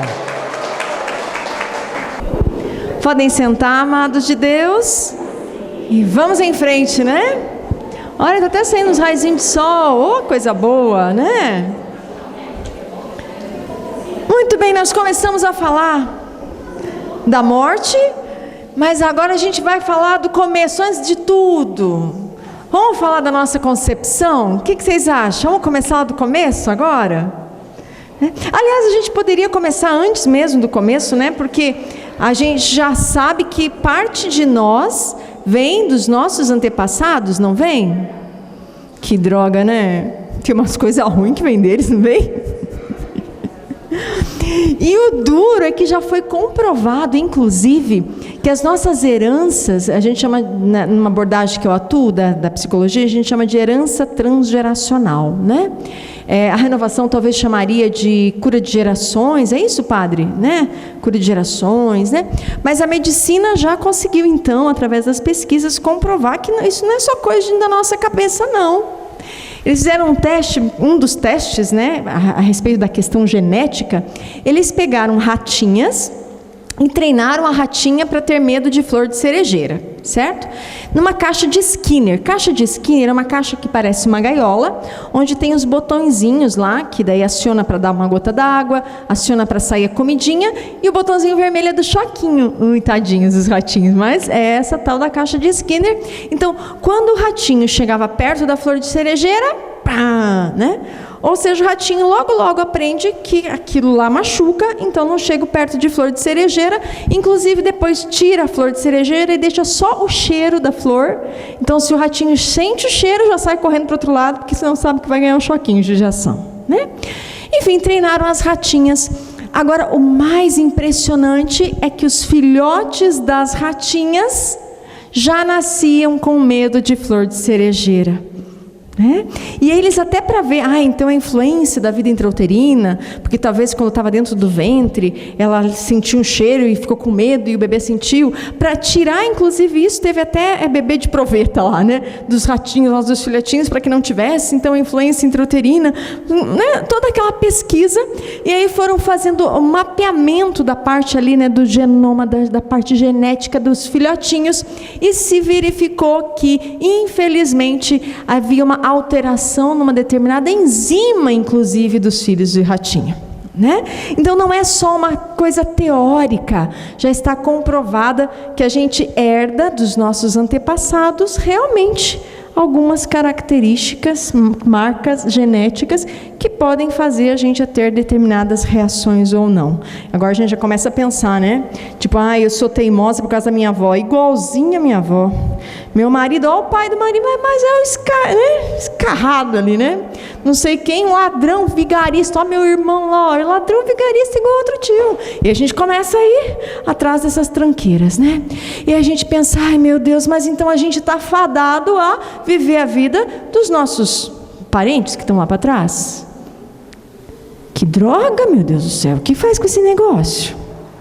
Eu tenho uma boa notícia. Primeira, boa notícia é que nós não temos só coisa ruim que vem lá de trás, Não tem só coisa ruim. Essa coisa, esse dom de falar, que provavelmente uma das pessoas vem do meu tio também, ele era padre, morreu celebrando a missa, sabe? Só das minhas primas, assim, primas dos meus pais lá. Essa herança que não vem genética, mas ela como se as coisas laterais dos tios também influenciam, Como ainda a gente não conseguiu descobrir, Mas as vocações que vieram, 12 irmãs sanguíneas, 9 freiras. 9 freiras. E num casamento lá na ordenação lá, aniversário, não é ordenação, padre, como é que é? No aniversário de bodas lá, de consagração, de 25 anos, eu acho, ou de 50, sei lá, 25, porque eu era pequena, e uns 8 anos, e eu passei perto da casada. E a casada conversando com outra parente, por que eu casei também, Então, mais um pouco dava 10. Mesma família. Então, olha quanta coisa bonita que vem, Eu só não consegui herdar a parte da culinária, tá? Essa parte não veio geneticamente comigo. Eu queimei todos os bolos, abatumou todos os bolos que eu tentei fazer na minha vida. Eu desisti. Graças a Deus, as panificadoras estão muito boas. Tem até umas lojinhas que é bem do bolo, bem simples, Eu adoro aquilo lá. De manhã eu já acordo e já vou comprar o bolinho quentinho da panificadora perto de casa. Maravilha, Mas então, essa parte eu não herdei. Mas, então, primeiro a gente não herda só coisa ruim. O dom de dançar. Meu Deus, como era bom aqueles bailes nos celeiros, que não é celeiro, paiol, Então limpava o paiol, casamento não sei de quem, 3 dias de casamento, gente. Meu padrinho sanfoneiro, herdei a música dele, eu tinha banda de baile também na época de solteira, aquela sanfona tocando, a gente dançando a noite inteira, aquele arrasta-pé, coisa boa. Então também alegria a gente herda de pessoas que estão atrás da gente. Mas doutora, eu não herdei a parte boa. Eu herdei o pessimismo, e já está confirmado que o pessimismo é hereditário. A alegria hereditária na África, um país alegre, não tem nada mais tão alegre aquela turma, E existe uma enzima lá entre eles, em determinados países, que eles já localizaram, que é como se fosse a enzima, hereditária, que atravessa a alegria. Mas doutora, não tem jeito, eu estou com a pior parte. Então, sabem os filhotinhos da ratinha que nasceram já com medo de flor de cerejeira? Estão fadados a ficar com medo de flor de cerejeira a vida inteira? Não. A equipe treinou os ratinhos a gostar da cerejeira. Então chegava perto da cerejeira, aguinha. Chegava perto da cerejeira, raçãozinha. Olha, pouquíssimos dias, não sei nem se chega a dias, os ratinhos já venceram aquela marca genética. Porque nós temos dentro de nós uma coisa que é mais forte do que a genética, do que o corpo, do que até o psicológico, os traumas psíquicos que vivemos dentro do ventre, tanta coisa ruim, Nós temos a nossa dimensão transcendente, ou noológica, ou para simplificar aqui nessa tarde, espiritual, E nessa dimensão mais profunda, dimensão noológica, eu sou livre para decidir o que eu quero fazer da minha vida. Não é legal essa notícia? Então você é livre. Se você quiser decidir não ser mais pessimista como você é, como os teus antepassados são, você pode decidir agora ser otimista. Mas é tão simples assim, se você tomar a decisão, sim. Só que a gente pode dar uma ajudinha, né? Claro que terapia é excelente. As pessoas já me perguntavam, você faz terapia? Faço lá perto da Praça do Japão, em Curitiba. Fazemos atendimentos online. Mas vocês, antes de marcar, a gente pode tentar outra coisa, né? Quando a coisa assim, otimismo, pessimismo, coisas mais simples, que não são traumas mais complexos, né? Que não são depressões, síndrome do pânico, ansiedade. Uma coisa mais simples é a gente treinar o nosso cérebro a fazer o contrário. Por que eu digo isso? Nós criamos, para economizar energia cerebral, atalhos. O cérebro cria atalhos. Então, eu não preciso pensar para chegar em casa. Vocês precisam pensar como chega em casa? Não. A gente pega o carro, o ônibus, sei lá o quê, e chega em casa. Tanto que quando eu casei, na primeira semana lá, quando eu vi, eu estava na frente da casa da mãe, né? O que eu estou fazendo aqui, né? Não pensei, o meu atalho me levou onde o cérebro estava treinado a chegar. Umas 2 vezes eu cheguei na frente da casa da mãe. Aproveitei e desci, fui tomei um lanche, né? Lá sempre tem coisa boa. Aí tomar um café, né? Enfim, e aí vamos pensar que esse cérebro criou um atalho, por exemplo, então também do pessimismo. Gente pessimista, você já prevê, né? E talvez muitos de nós somos pessimistas, né? Tá um dia lindo, passarinhos cantando, um orvalho assim que caiu da manhã, umas frutas lindas do outro lado que acabaram de amadurecer, com uma uva fresquinha, assim, docinha. Mas você vai ver o quê? Uma nuvem lá no fundo, vai dizer, vai chover. Vai estragar o passeio da tarde. Né? A festa do casamento está maravilhosa, maravilhosa.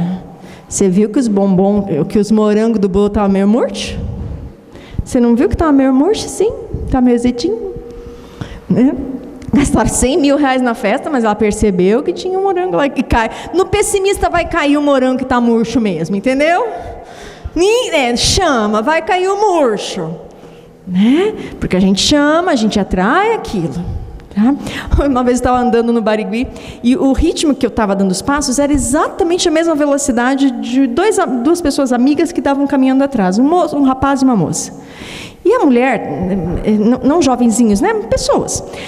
E a mulher estava descrevendo uma festa que ela tinha ido naquele final de semana. Gente, eu já estava quase parando ela para tentar descobrir quem foi a cerimonial, quem foi que organizou a festa, porque era algo assim, sabe, pensado no convidado. E quando cansasse o pé, além dos chinelinhos, tinha mais não sei o quê. E na entrada para os convidados, e na saída para os convidados, e tal lembrança que era algo, né, caro, né? Enfim, né? Então, realmente, na minha cabeça se formou a imagem da festa mais bonita que eu vi na minha vida, assim, né? Imagem, eu falei, nossa, que festa linda, né? Que pensou nas coisas e tal. Aí ela contou, eu já estava quase pedindo contato. Sabe o que a pessoa do lado falou? Uma festa cheia de frufru. Foi tão desanimador que eu até esqueci de pedir o contato do negócio da festa. Por quê? Porque o pessimista, sabe, conseguiu olhar tudo aquilo que eles pensavam nos convidados como cheio de frufru, sabe? Então, como treinar um cérebro desse? Então, pesquisas norte-americanas provaram já que se por 21 dias você fizer o contrário do teu defeito, o cérebro desaprende esse atalho e cria um novo atalho. Mas são 25 dias ferrenhos onde você tem que fazer o contrário daquilo que você é. Se você é julgadora, naquele mês você não vai julgar ninguém, vai absolver todo mundo, entendeu? Até o cunhado, a cunhada, a sogra, todo mundo em 21 dias absolvido no teu julgamento, porque a gente tem os juízes carrascos dentro da gente, né? Então, agora, por exemplo, um neurocientista que estava treinando o seu cérebro para fazer diferente, e ele era do tipo cri-cri, assim, sabe?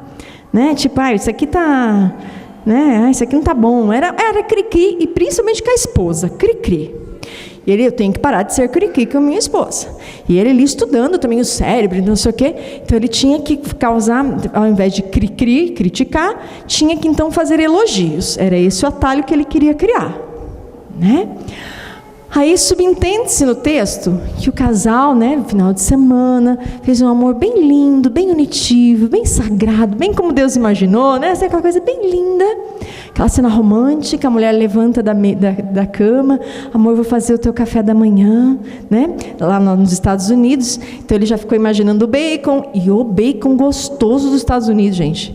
Aquilo lá é crocante, que é uma coisa, não tem no Brasil aquele bacon, né? Eu vou muito dar palestra nos Estados Unidos, né? Em encontros, em retiros e outros locais. Então, a gente está acostumado, né? Aquele bacon, aquele ovozinho, aquela panqueca, waffles. Ai, meu Deus do céu, dá até água na boca, né? E ele imaginando exatamente isso, né? O café americano. Ele chegou, né? Foi tomar um banho, né? Todo romântico, aquela coisa, né? E tal, né? Chegou na cozinha, não tinha nem bacon, nem ovo. Tinha uma espécie de uma papa de quinoa lá, com umas frutas. Então, a primeira coisa, ele lembrou do cri-cri, cri-cri. Já ia meter a boca na esposa, né? Cadê o bacon? Cadê não sei o quê? Né? Aí ele ficou pensando, isso é milésimos de segundo na mente, né? Ele ficou pensando, o que eu tenho que dizer, o que eu tenho que dizer, o que eu tenho que dizer, o que eu tenho que dizer. Faz tempo que a gente não come quinoa, né? Porque não pode mentir, né? Não pode dizer assim, ai, que delícia, ai, muito obrigado, adoro quinoa. Não pode mentir, porque o cérebro sabe que a gente está mentindo. Então ele precisava criar uma verdade, um pensamento verdadeiro. Faz tempo que a gente não come quinoa. E daí no escrito dele, ele conta que ele ganhou um sorriso tão bonito da esposa, que valeu ter comido quinoa no sábado de manhã, entendeu? Né? Pouco importa o bacon e os ovos e a gordura toda e o colesterol. Sabe? Então, isso eu convido vocês, e para vocês não esquecerem, peguem alguma coisa inusitada. Uma religiosa que eu estava atendendo, ela tinha lá, não lembro qual que era a questão que ela tinha que mudar, ela naquele dia da sessão, ela quebrou uma jarra. E ela pegou um pedaço do caco de vidro da jarra e deixou em cima da mesa dela do escritório. Para que toda vez que ela olhasse o bendito do caco, ela lembrasse de deixar de ser cri-cri e fazer o outro lado. E aí criar um atalho. Você já imaginou se ao invés de julgadora você for a pessoa misericordiosa? De cri-cri você for a pessoa que elogia? De pessimista você dizer assim, nossa, que dia lindo, e se chover no parque eu vou tomar um banho de chuva porque é verão e que bom que vem essa chuva. Né? E de dizer como o casamento foi lindo e parabenizar e ainda passar uma mensagem para os noivos, que casamento mais lindo, foi o casamento mais lindo que eu fui, Deus abençoe vocês, boa viagem. Não é melhor viver com alguém assim? Então, isso a gente fala já da questão dos nossos comportamentos, que vêm às vezes através das gerações, mas às vezes podem vir da própria vivência, né? Às vezes você é criado por alguém, você é adotivo, foi criado por uma pessoa que não é geneticamente a herança, mas você foi aprendendo comportamentos negativos. Então a gente pode mudar isso. Voltando então agora para o momento da nossa concepção. O momento da nossa concepção é a primeira pedra angular da nossa personalidade. Então, se eu venho de Deus, né? Se eu venho dali, a minha essência, a dimensão noológica, já está vendo que pai e mãe estão fazendo amor. E isso é capaz de ser acessado dentro do próprio inconsciente do paciente. Então, se pai e mãe estão num momento de amor bem lindo, como Deus sou eu, como está escrito em Cântico dos Cânticos, né? Pronto, o bebê chegou chegando, né? Primeira pedra angular, eu venho do amor. Então eu sou capaz de amar. Então eu sou capaz de constituir família. Então eu me sinto forte, eu me sinto capaz. Mas vamos imaginar que de repente você veio de um estupro. E eu conheci pessoalmente, por coincidência, semana passada em Jaraguá. Eu tinha acabado de citar um exemplo, mas ele veio celebrar o momento final, né? E ele testemunhou ali a vida dele. Ele foi filho de um estupro, que a mãe não contou. Primeiro porque a mãe entrou, inclusive, numa amnésia. Então, foi tão grave o estupro que ela, sabe quando entra numa amnésia e não consegue lembrar? Né? Depois que ela vem a lembrar... E aí naquela época meio que, sabe assim, não, é filho de mãe solteira, sabe, uma coisa assim que ficou um pouco camuflada, mas quando ele foi fazer o processo dele profundo, ele viu, e depois foi confirmar, mãe, né, é verdade que eu sou filho de um estupro, né? Só que o processo dele foi tão lindo, Porque ele viu que ele vinha para o mundo. Entende? Então, no momento da concepção, ao invés de ficar preso àquilo, aquele estupro, né? Ele olhou para o além, para aquilo que é maior que tudo isso, né? E entende desde a concepção que ele foi chamado para o sacerdócio. Que coisa mais forte, não é forte isso? E aí, quando eu vejo que eu venho nesse mundo para uma missão muito maior, aquilo se torna menor. Certo? Mas aí foi tão bonito porque ele viu que ele veio para curar a mãe do estupro e do trauma, sabe? Para ser a cura daquela ferida, né? É muito misterioso tudo isso, não é? Então também, se você veio fruto de uma traição, de um estupro, de outras situações, de alguém que só usou tua mãe e depois abandonou, né? Não fica só preso olhando para isso, não.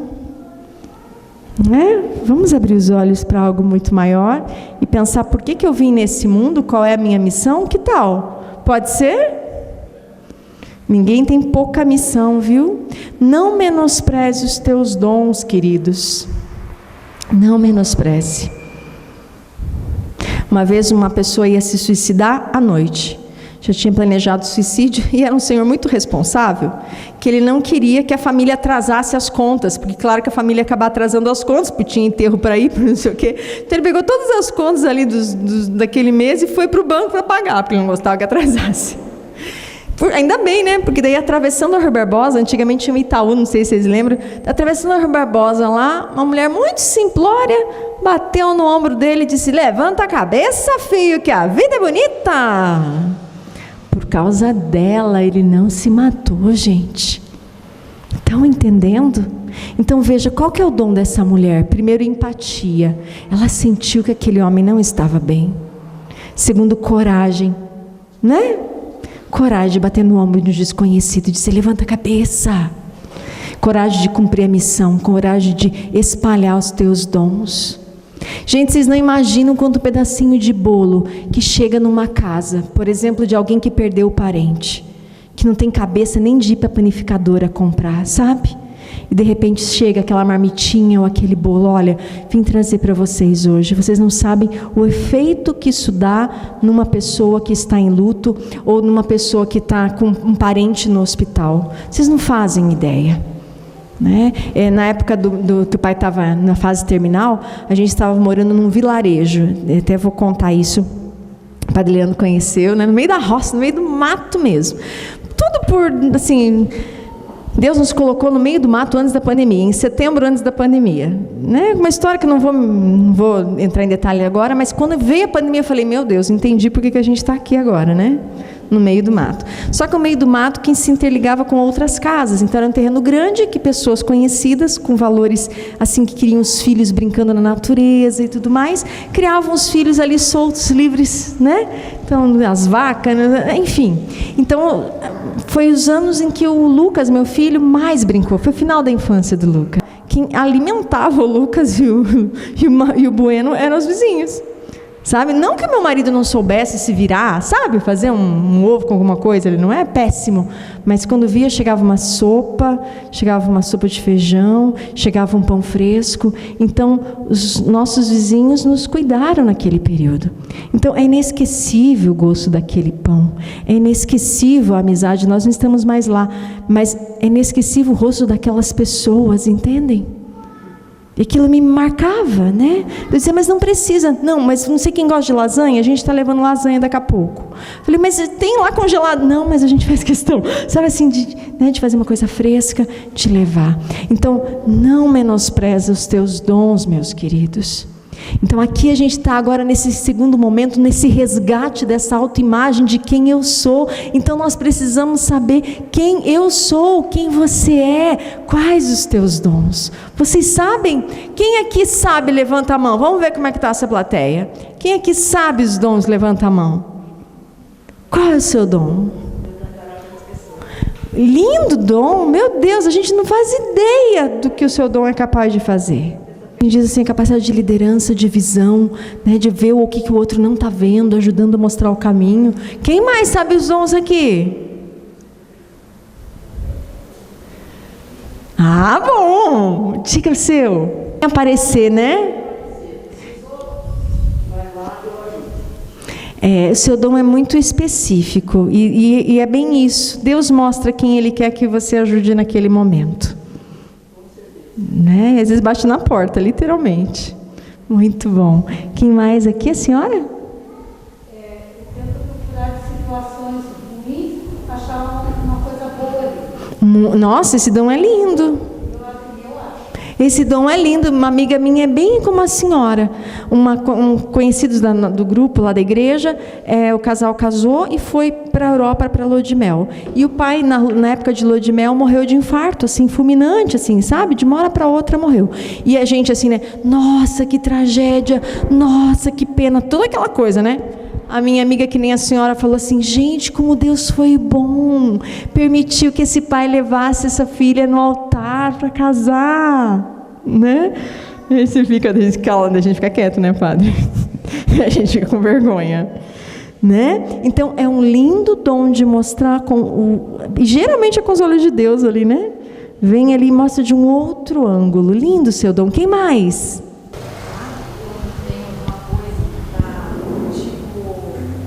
Pegando fogo?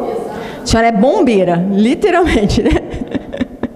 Uma forma que deixa o outro sem parar com aquele argumento, com aquela coisa. Muito bom. Daí a pessoa já sabe que eu sou assim, então... Isso.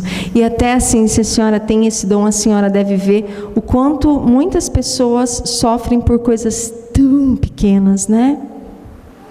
E fazem uma tempestade num copo de água por algo que é tão pequeno. Aliás, tenham na mente de vocês, para a gente não perder o prumo quando vem as turbulências da vida, a água do mar da vida e tudo mais, né? Tenham na cabeça de vocês o que para vocês é essencial. Isso eu uso na minha vida, né? O Luquinhas, ele teve imunodeficiência na época de infância. Teve momentos bem graves, né? Internações, infecções graves, sustos assim muito grandes. Graças a Deus ele está melhor, porque era transitória da infância. Mas assim, então a minha cena era o Lucas na sala de casa, que o senhor conheceu lá no apartamento, quando a gente morava em apartamento, na sala de casa, brincando com os super-heróis dele, e a gente ali com o Bueno, de mão dada, olhando ele. Então, isso para mim é o essencial. Precisa de mais coisa do que aquilo? Se tiver aquilo, a gente tem tudo, né? Tem a saúde, está tudo bem, né? Então, quando vem qualquer outro tipo de coisa, preocupação com isso, o que é essencial para mim? Nossa, sabe? Então, criem dentro de vocês essa tatuagem, sabe? O que é essencial, o que realmente importa na vida de vocês. Porque aí os probleminhas ficam do tamanho de probleminhas, né? Mais alguém que queira partilhar o dom?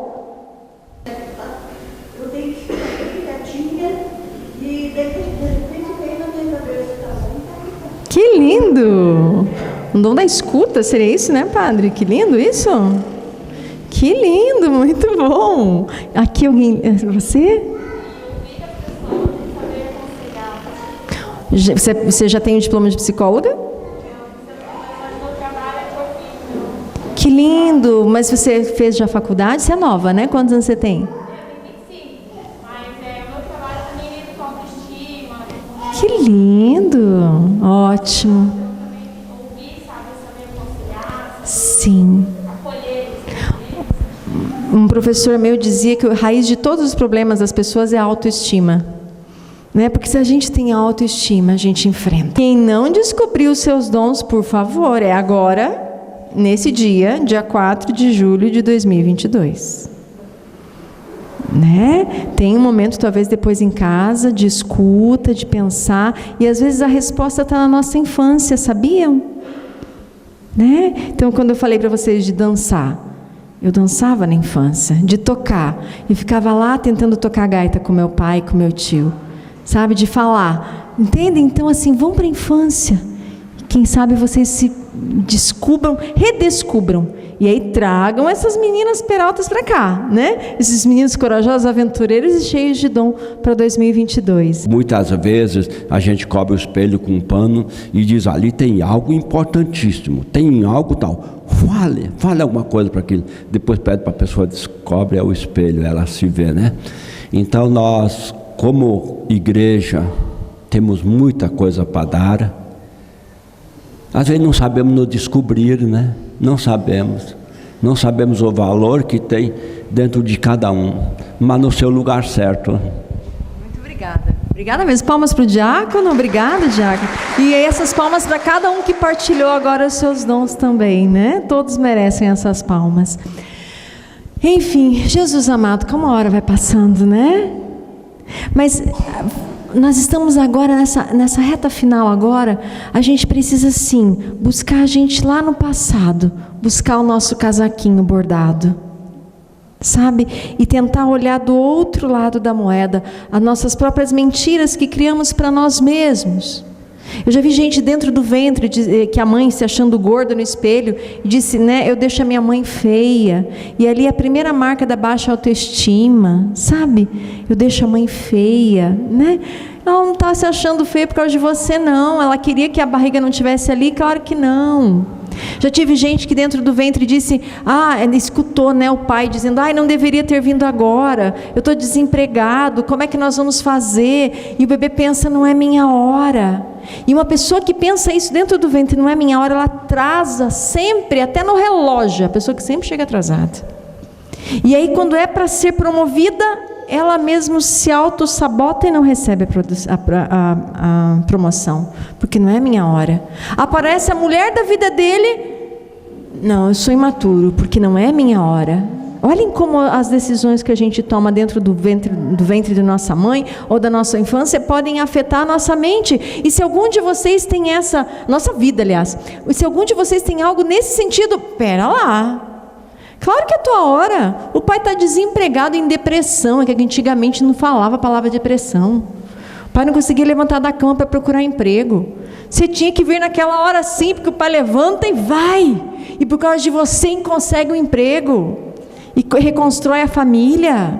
Então assume, eu vim sim, é minha hora. Não só porque Deus quer, claro que principalmente porque Ele quer, mas Ele quer porque sim, eu venho para minha mãe naquele momento, que talvez perdeu um bebê. Eu venho para meu pai para fazer ele sair da depressão. Eu venho para unir o casal, né? Tipo, estávamos quase nos separando, e daí vem o bebê, né? Venho para unir. E às vezes a mãe dentro lá da grávida diz, não deveria ter vindo esse bebê, né? No fundo ela quer salvar o casamento dela também. Ela só não via isso antes de você. E aí chega você e vem para unir. Então vamos buscar o outro lado, né? Vamos buscar os nossos casaquinhos. Vamos buscar o Luiz Gustavo da nossa vida. Por que eu falo Luiz Gustavo? Porque eu tinha problema de baixa autoestima terrível, porque os bullying que eram comigo eram gigantes, porque eu sempre fui comprida, eu cresci antes de todo mundo, então eu era a última da fila, né? E aí eu tentava fazer permanente nesse cabelo fininho. Tostava o negócio, padre. Aí meu apelido, bullying, era poodle eletricutado. Cabeça de couve-flor. Pau de vira-tripa. Poste de luz, né? Então assim, me achava a pior criança do quarto ano da minha escola. E aí tinha o Luiz Gustavo, popular, né? Ele tinha uma manchinha aqui que era um charme, sabe? E todo mundo corria atrás do Luiz Gustavo, né? Na hora do recreio, a brincadeira preferida das meninas era pega-pega, porque todo mundo queria pegar quem? O Luiz Gustavo, os feinhos, coitado, ficavam tudo do lado, né? E ele tinha que se esconder no banheiro, coitado do Luiz Gustavo, para poder lanchar, porque se ele ficasse em outro lugar, as meninas pegavam ele. Até o dia em que chegou a menina popular, a Cláudia Pienta, a mais linda da escola, chega na hora do recreio e diz, o Luiz Gustavo disse que gosta de você. Eu achei que era mais um bullying, né? Tipo, ela vai acreditar, vai todo mundo rir de mim agora, né? Falei, claro que não, né? É verdade. Ele disse que gosta de você. Gente, Luiz Gustavo salvou a minha vida. Entendeu? Ali eu comecei a me sentir a menina mais linda da escola. Entendem? Então vamos buscar os Luiz Gustavo da nossa vida, da nossa infância e trazer para 2022, né? E aí, como diz meu marido, eu virei a Sharon Stone, né? Porque aí o Bueno é apaixonado. Entendem? Então ali do pau de vira-tripa, do pudo eletrocutado para Sharon Stone é um avanço, né, gente? Bendito Luiz Gustavo das nossas vidas, né? Claro que o meu desejo é que não fique só nas palavras, né? Verdadeiramente eu quero que vocês voltem mesmo, né? Nessa tarde, nessa noite, para quem vocês são diante dos olhos do Criador, enfim. E tentem encontrar, diante daquilo que talvez te doa, sabe? O contrário da dor. A gente encerrar, uma pessoa que veio com depressão pós-parto, a menininha já estava com 6 meses de vida, a bebezinha, e o que me intrigava muito, que eles tentaram por 16 anos engravidar. Sabe, e rezando, e enfim, né, eles eram da Renovação, então todo mundo da cidade, eles moram numa cidade pequena, no interior, então todo mundo ali tentando rezar, intercedendo e etc, por aquela gravidez, até que a irmã Zélia passou na cidade, rezou na barriga dela, ela já engravidou, né? Enfim, então era um momento de muita graça, de muita bênção, do milagre, né? E aí de repente nasce o milagre, e a mãe não queria nem pegar o filho no colo. Sabe? Quando ela veio para o consultório, ela já veio bem medicada pelos psiquiatras, tá? Conversei com o psiquiatra, ela estava com a medicação já correta e ela não saía da depressão pós-parto, tá? E aí nós fomos então tentar descobrir onde é que estavam aquelas raízes daquela depressão. Aí nós fomos para a época da vida intrauterina dela, onde o cérebro, ao ser acionado, trouxe um momento de que quando a mãe estava grávida dela, o vô morre de ataque cardíaco assinando um cheque para a amante. Então pensa, um cheque num valor alto, morre ali assinando o bendito cheque. Então descobre o corpo, vão atrás de quem é aquele cheque. Então o velório acontecendo e a coitada da esposa descobrindo que era traída pelo esposo, o casal de liderança da igreja. Então pensa assim, tudo acontecendo, a mulher grávida, né? Então ali já tinha bastante trauma que já dizia, irmão, já descobrimos aqui, né? Só que tratando desse momento, ela não reagiu muito até a próxima sessão, porque a gente vai observando como que o paciente vai reagindo. Falei, não achamos ainda o alvo. E a gente vai entrando e continua com as técnicas e vai. Até que ela traz uma cena onde ela era pequena, tinha uns 5 anos de idade e tinha nascido o irmãozinho. E eles estavam na varanda de casa, numa rede, e ela com o irmãozinho, né? E empurrando, né? Na parede lá, né? De repente, empurra muito forte, sabe a rede que dá a volta assim e cai as 2 crianças? A mãe, muito assustada e nervosa, vem, pega o bebê, né? O bebê chorando ali, berrando, e diz, gritando: que ódio! Mongoloide! Sua imbecil! Não serve para nada, vou te matar! E empurra então essa criança de 5 anos da varanda ali da casa. A criança cai no chão, faz um corte muito feio na cabeça, sangra. Por sorte a vizinha viu tudo, veio acudir a criança, então a vizinha cuidou da maior, a mãe cuidando da menor, foi. Entramos então nessa cena. O que a criança entendia então diante dessa cena? Eu sou incapaz de cuidar. Então quando nasce a criança dela e ela pega nos braços o filho, eu sou incapaz de cuidar. Eu vou fazer mal para esse bebê. Então ela não conseguia pegar a criança. Só que ela não sabia por quê. Né? Então ali a gente foi tratando daquilo. Ela, deixa eu ver o que mais que ela disse aqui. Eu acho que era isso. Tá. Aí a gente pergunta, como parte da técnica, né, o detalhe, né, o que mais marca. E o que mais marcou para essa paciente era a mão da mãe empurrando e chamando e dizendo todas aquelas frases, tá? Então o detalhe, ela sentia assim a mão da mãe empurrando ela. Então a mão era a marca do trauma, a marca da dor. Continuamos a sessão e aí o cérebro nos traz a cena de cura. A cena de cura era a mão da mãe, no dia do casamento dela, abençoando ela. Então, às vezes, é a mesma mão que bateu, que espancou, que machucou. Estão entendendo? Às vezes é a mesma mão que cura. Sabem? Então é isso, né? Eu sei que pode até fechar os olhos agora um pouquinho, né? E talvez busquem exatamente isso.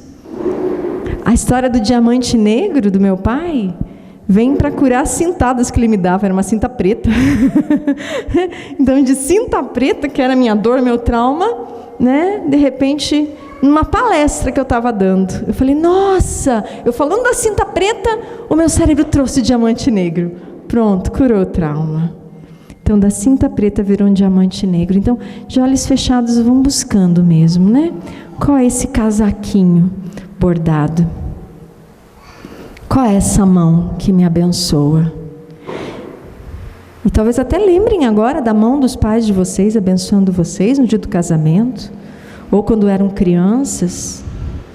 E como aquela minha paciente fez, ela acolheu essas bênçãos e se abriu a todas as bênçãos e desejos a nível inconsciente que aquela mãe desejou para ela naquele momento.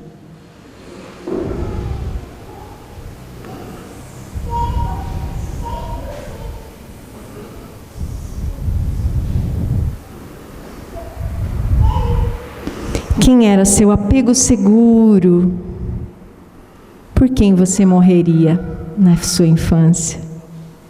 Quem era seu apego seguro? E deixe que esse apego seguro te fortaleça nesse momento. Aquela pessoa que você tinha como apego seguro te via como você é, na tua essência. Deixa então ela te acordar em quem você é. Muito bem, pode abrir os olhos.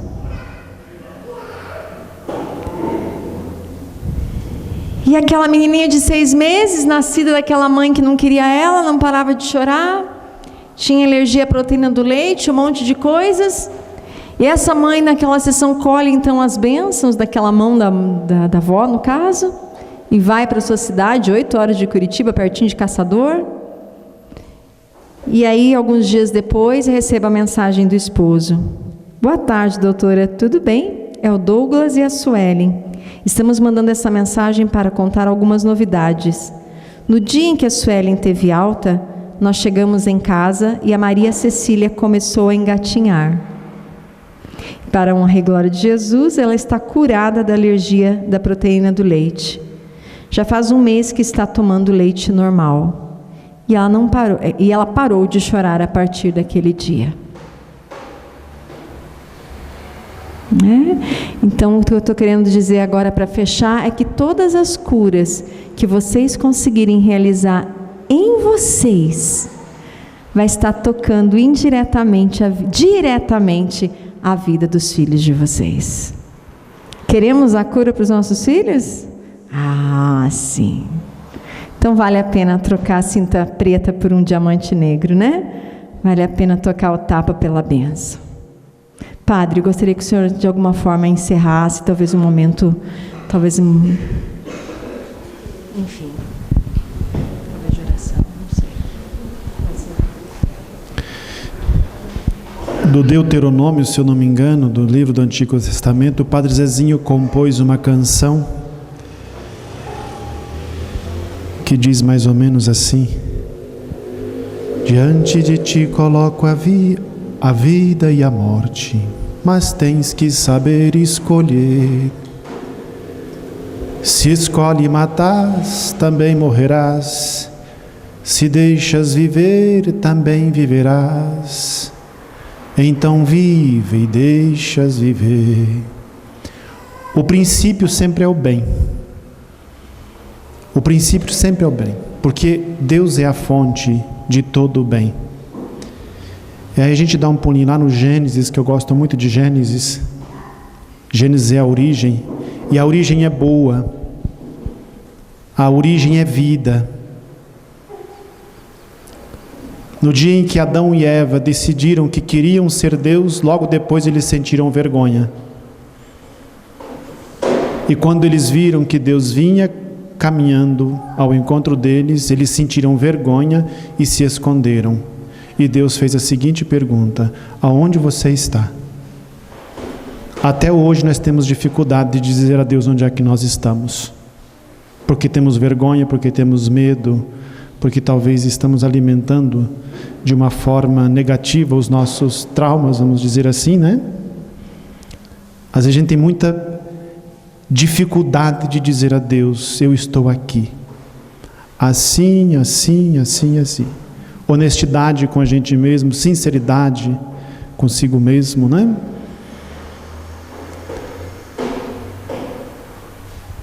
É bonito essa forma de você nos dizer, Adriana, que às vezes a gente tem uma ferida na palma da mão, né, no coração e na alma, e de repente você descobre que dentro dela e no meio dela está a cura. Está ali. Né? O bem sempre prevalece. Para nós, entre Deus e o mal, não são duas forças opostas com a mesma força que lutam entre si para ver quem vence. Deus sempre vence. Mas dá a nós a oportunidade também de decidirmos. Né? Vamos fazer essa leitura, de repente, do trauma, do drama, vir o outro lado, né?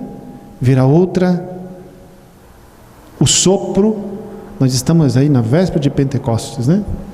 O sopro do Espírito. No Evangelho do domingo passado, Jesus dizia: não saiam, eu vou enviar a força do alto. Enviarei sobre vocês a força do alto. Então entra um ato de fé e de confiança no Senhor. Né? Nós já estamos encerrando, mas eu gostaria que a Joelma desse uma palavrinha ainda, em nome da comunidade. Nós encerramos depois com uma oração. Gostaria de agradecer, porque você saiu da sua casa e veio passar essa tarde aqui conosco. Muito obrigada. Esse encontro faz parte de 4 encontros no ano, que nós planejamos lá no ano passado, porque é nos pedido para nós que trabalhamos nas pastorais, para que a gente tenha uma formação permanente. Né? Então, antes a Escola da Fé era mensal. Todo mês a gente tinha uma formação. Mas o que a gente percebeu, isso antes da pandemia, que as pessoas não participavam. Então a gente se empenhava, trazia professores, tinha 10, 15. Então conversamos com o padre Leandro, ano passado, falamos que às vezes não compensava a gente fazer todo mês aquele esforço, mas que era para a gente, de repente, fazer coisas que as pessoas queriam, né, e vinham de fato participar. Então, quero partilhar isso com você. E agradecer porque você escolheu estar aqui,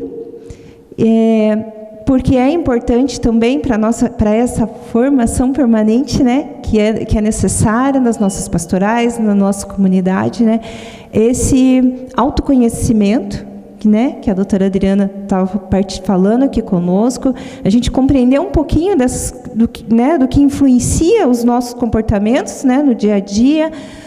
E quantas pessoas vêm até nós, não é verdade? É claro que a gente não vamos sair daqui expert em tudo, né? Isso mas podemos ajudar sim, né? Inclusive quando ela estava falando de a gente identificar os dons, né, em nós. Hoje nós temos, eu e o padre, a gente sempre conversamos com as lideranças, como temos dificuldade, às vezes nós, liderança, de identificar esses dons nas pessoas, né? Nas nossas pastorais. Então, às vezes, a gente acumula de um monte de coisa para fazer. Eu, liderança, eu tenho que fazer isso, eu tenho que fazer aquilo, e a gente não olha para aquela pessoa da nossa pastoral e não convida ela para nos ajudar. E, às vezes, ela está esperando a gente falar: nossa, como você fez isso bem, né? Então, por quê? Porque, às vezes, a gente não para pensar nisso. Tão importante né, isso para nós. Então, é um carinho de Deus para nós, Isso que nos trouxe hoje, doutora. Obrigada, muito obrigada. E muito obrigada a vocês, né, por esse sim. E se vocês tiverem, né, alguma sugestão, olha, eu acho assim, eu gostaria de fazer isso, pode vir falar conosco, né, padre, que nós estamos abertos. Eu fiquei com vontade de erguer a mão e falar do meu dom, doutora, que eu me acho uma pessoa criativa. Até às vezes tem que até dar uma podada, que senão a criatividade vai muito, sabe? Mas assim, às vezes, né, me propõe alguma coisa, eu falo, então vamos fazer isso, vamos fazer aquilo, vamos fazer assim. Então todos nós mesmos temos dons, né? E que Deus nos dê essa graça de identificarmos isso em nós e nos que estão conosco também.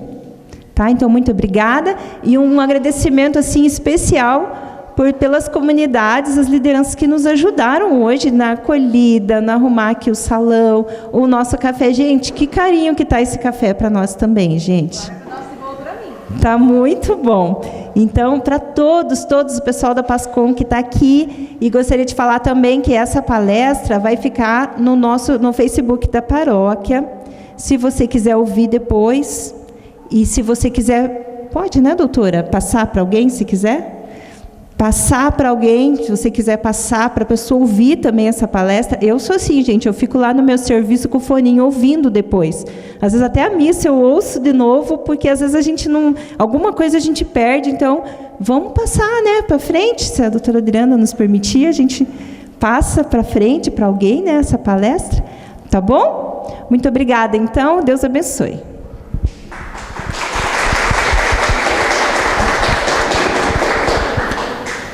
Agradeço também o esforço de cada um de vocês de estarem aqui, né?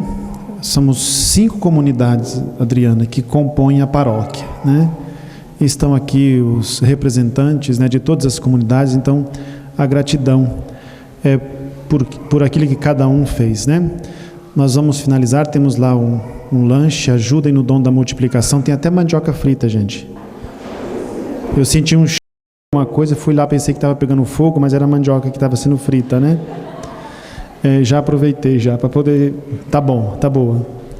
Então, obrigado pelo esforço. Adriana, gratidão. Resumindo tudo, é gratidão, né? E que Deus, nessa véspera de Pentecoste, lhe dê todos os dons do Espírito para lhe ajudar na sua profissão, né? Uma profissional, mas também uma pessoa de fé. A Adriana é uma pessoa de fé. Ela segue a fé que nós temos e procura colocar isso em prática, né? Então, é um instrumento de Deus para fazer o bem junto às comunidades e no meio da humanidade. Levar um pouco de consolo, de esperança, em meio a tantas dores que nós vivenciamos, especialmente nesse tempo de pandemia, né? Que o Senhor lhe conserve e lhe multiplique os dons. Gratidão.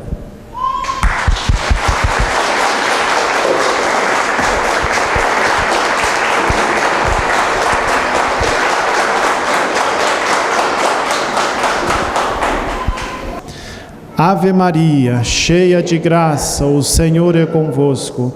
Bendita sois vós entre as mulheres, e bendito é o fruto do vosso ventre, Jesus. Santa Maria, Mãe de Deus, rogai por nós, pecadores, agora e na hora de nossa morte. Amém. O Senhor esteja convosco. Pela intercessão da Virgem Maria, desça sobre cada um de vós, as vossas famílias, o alimento que vamos receber, a bênção e a proteção divina. Pai, Filho e Espírito Santo.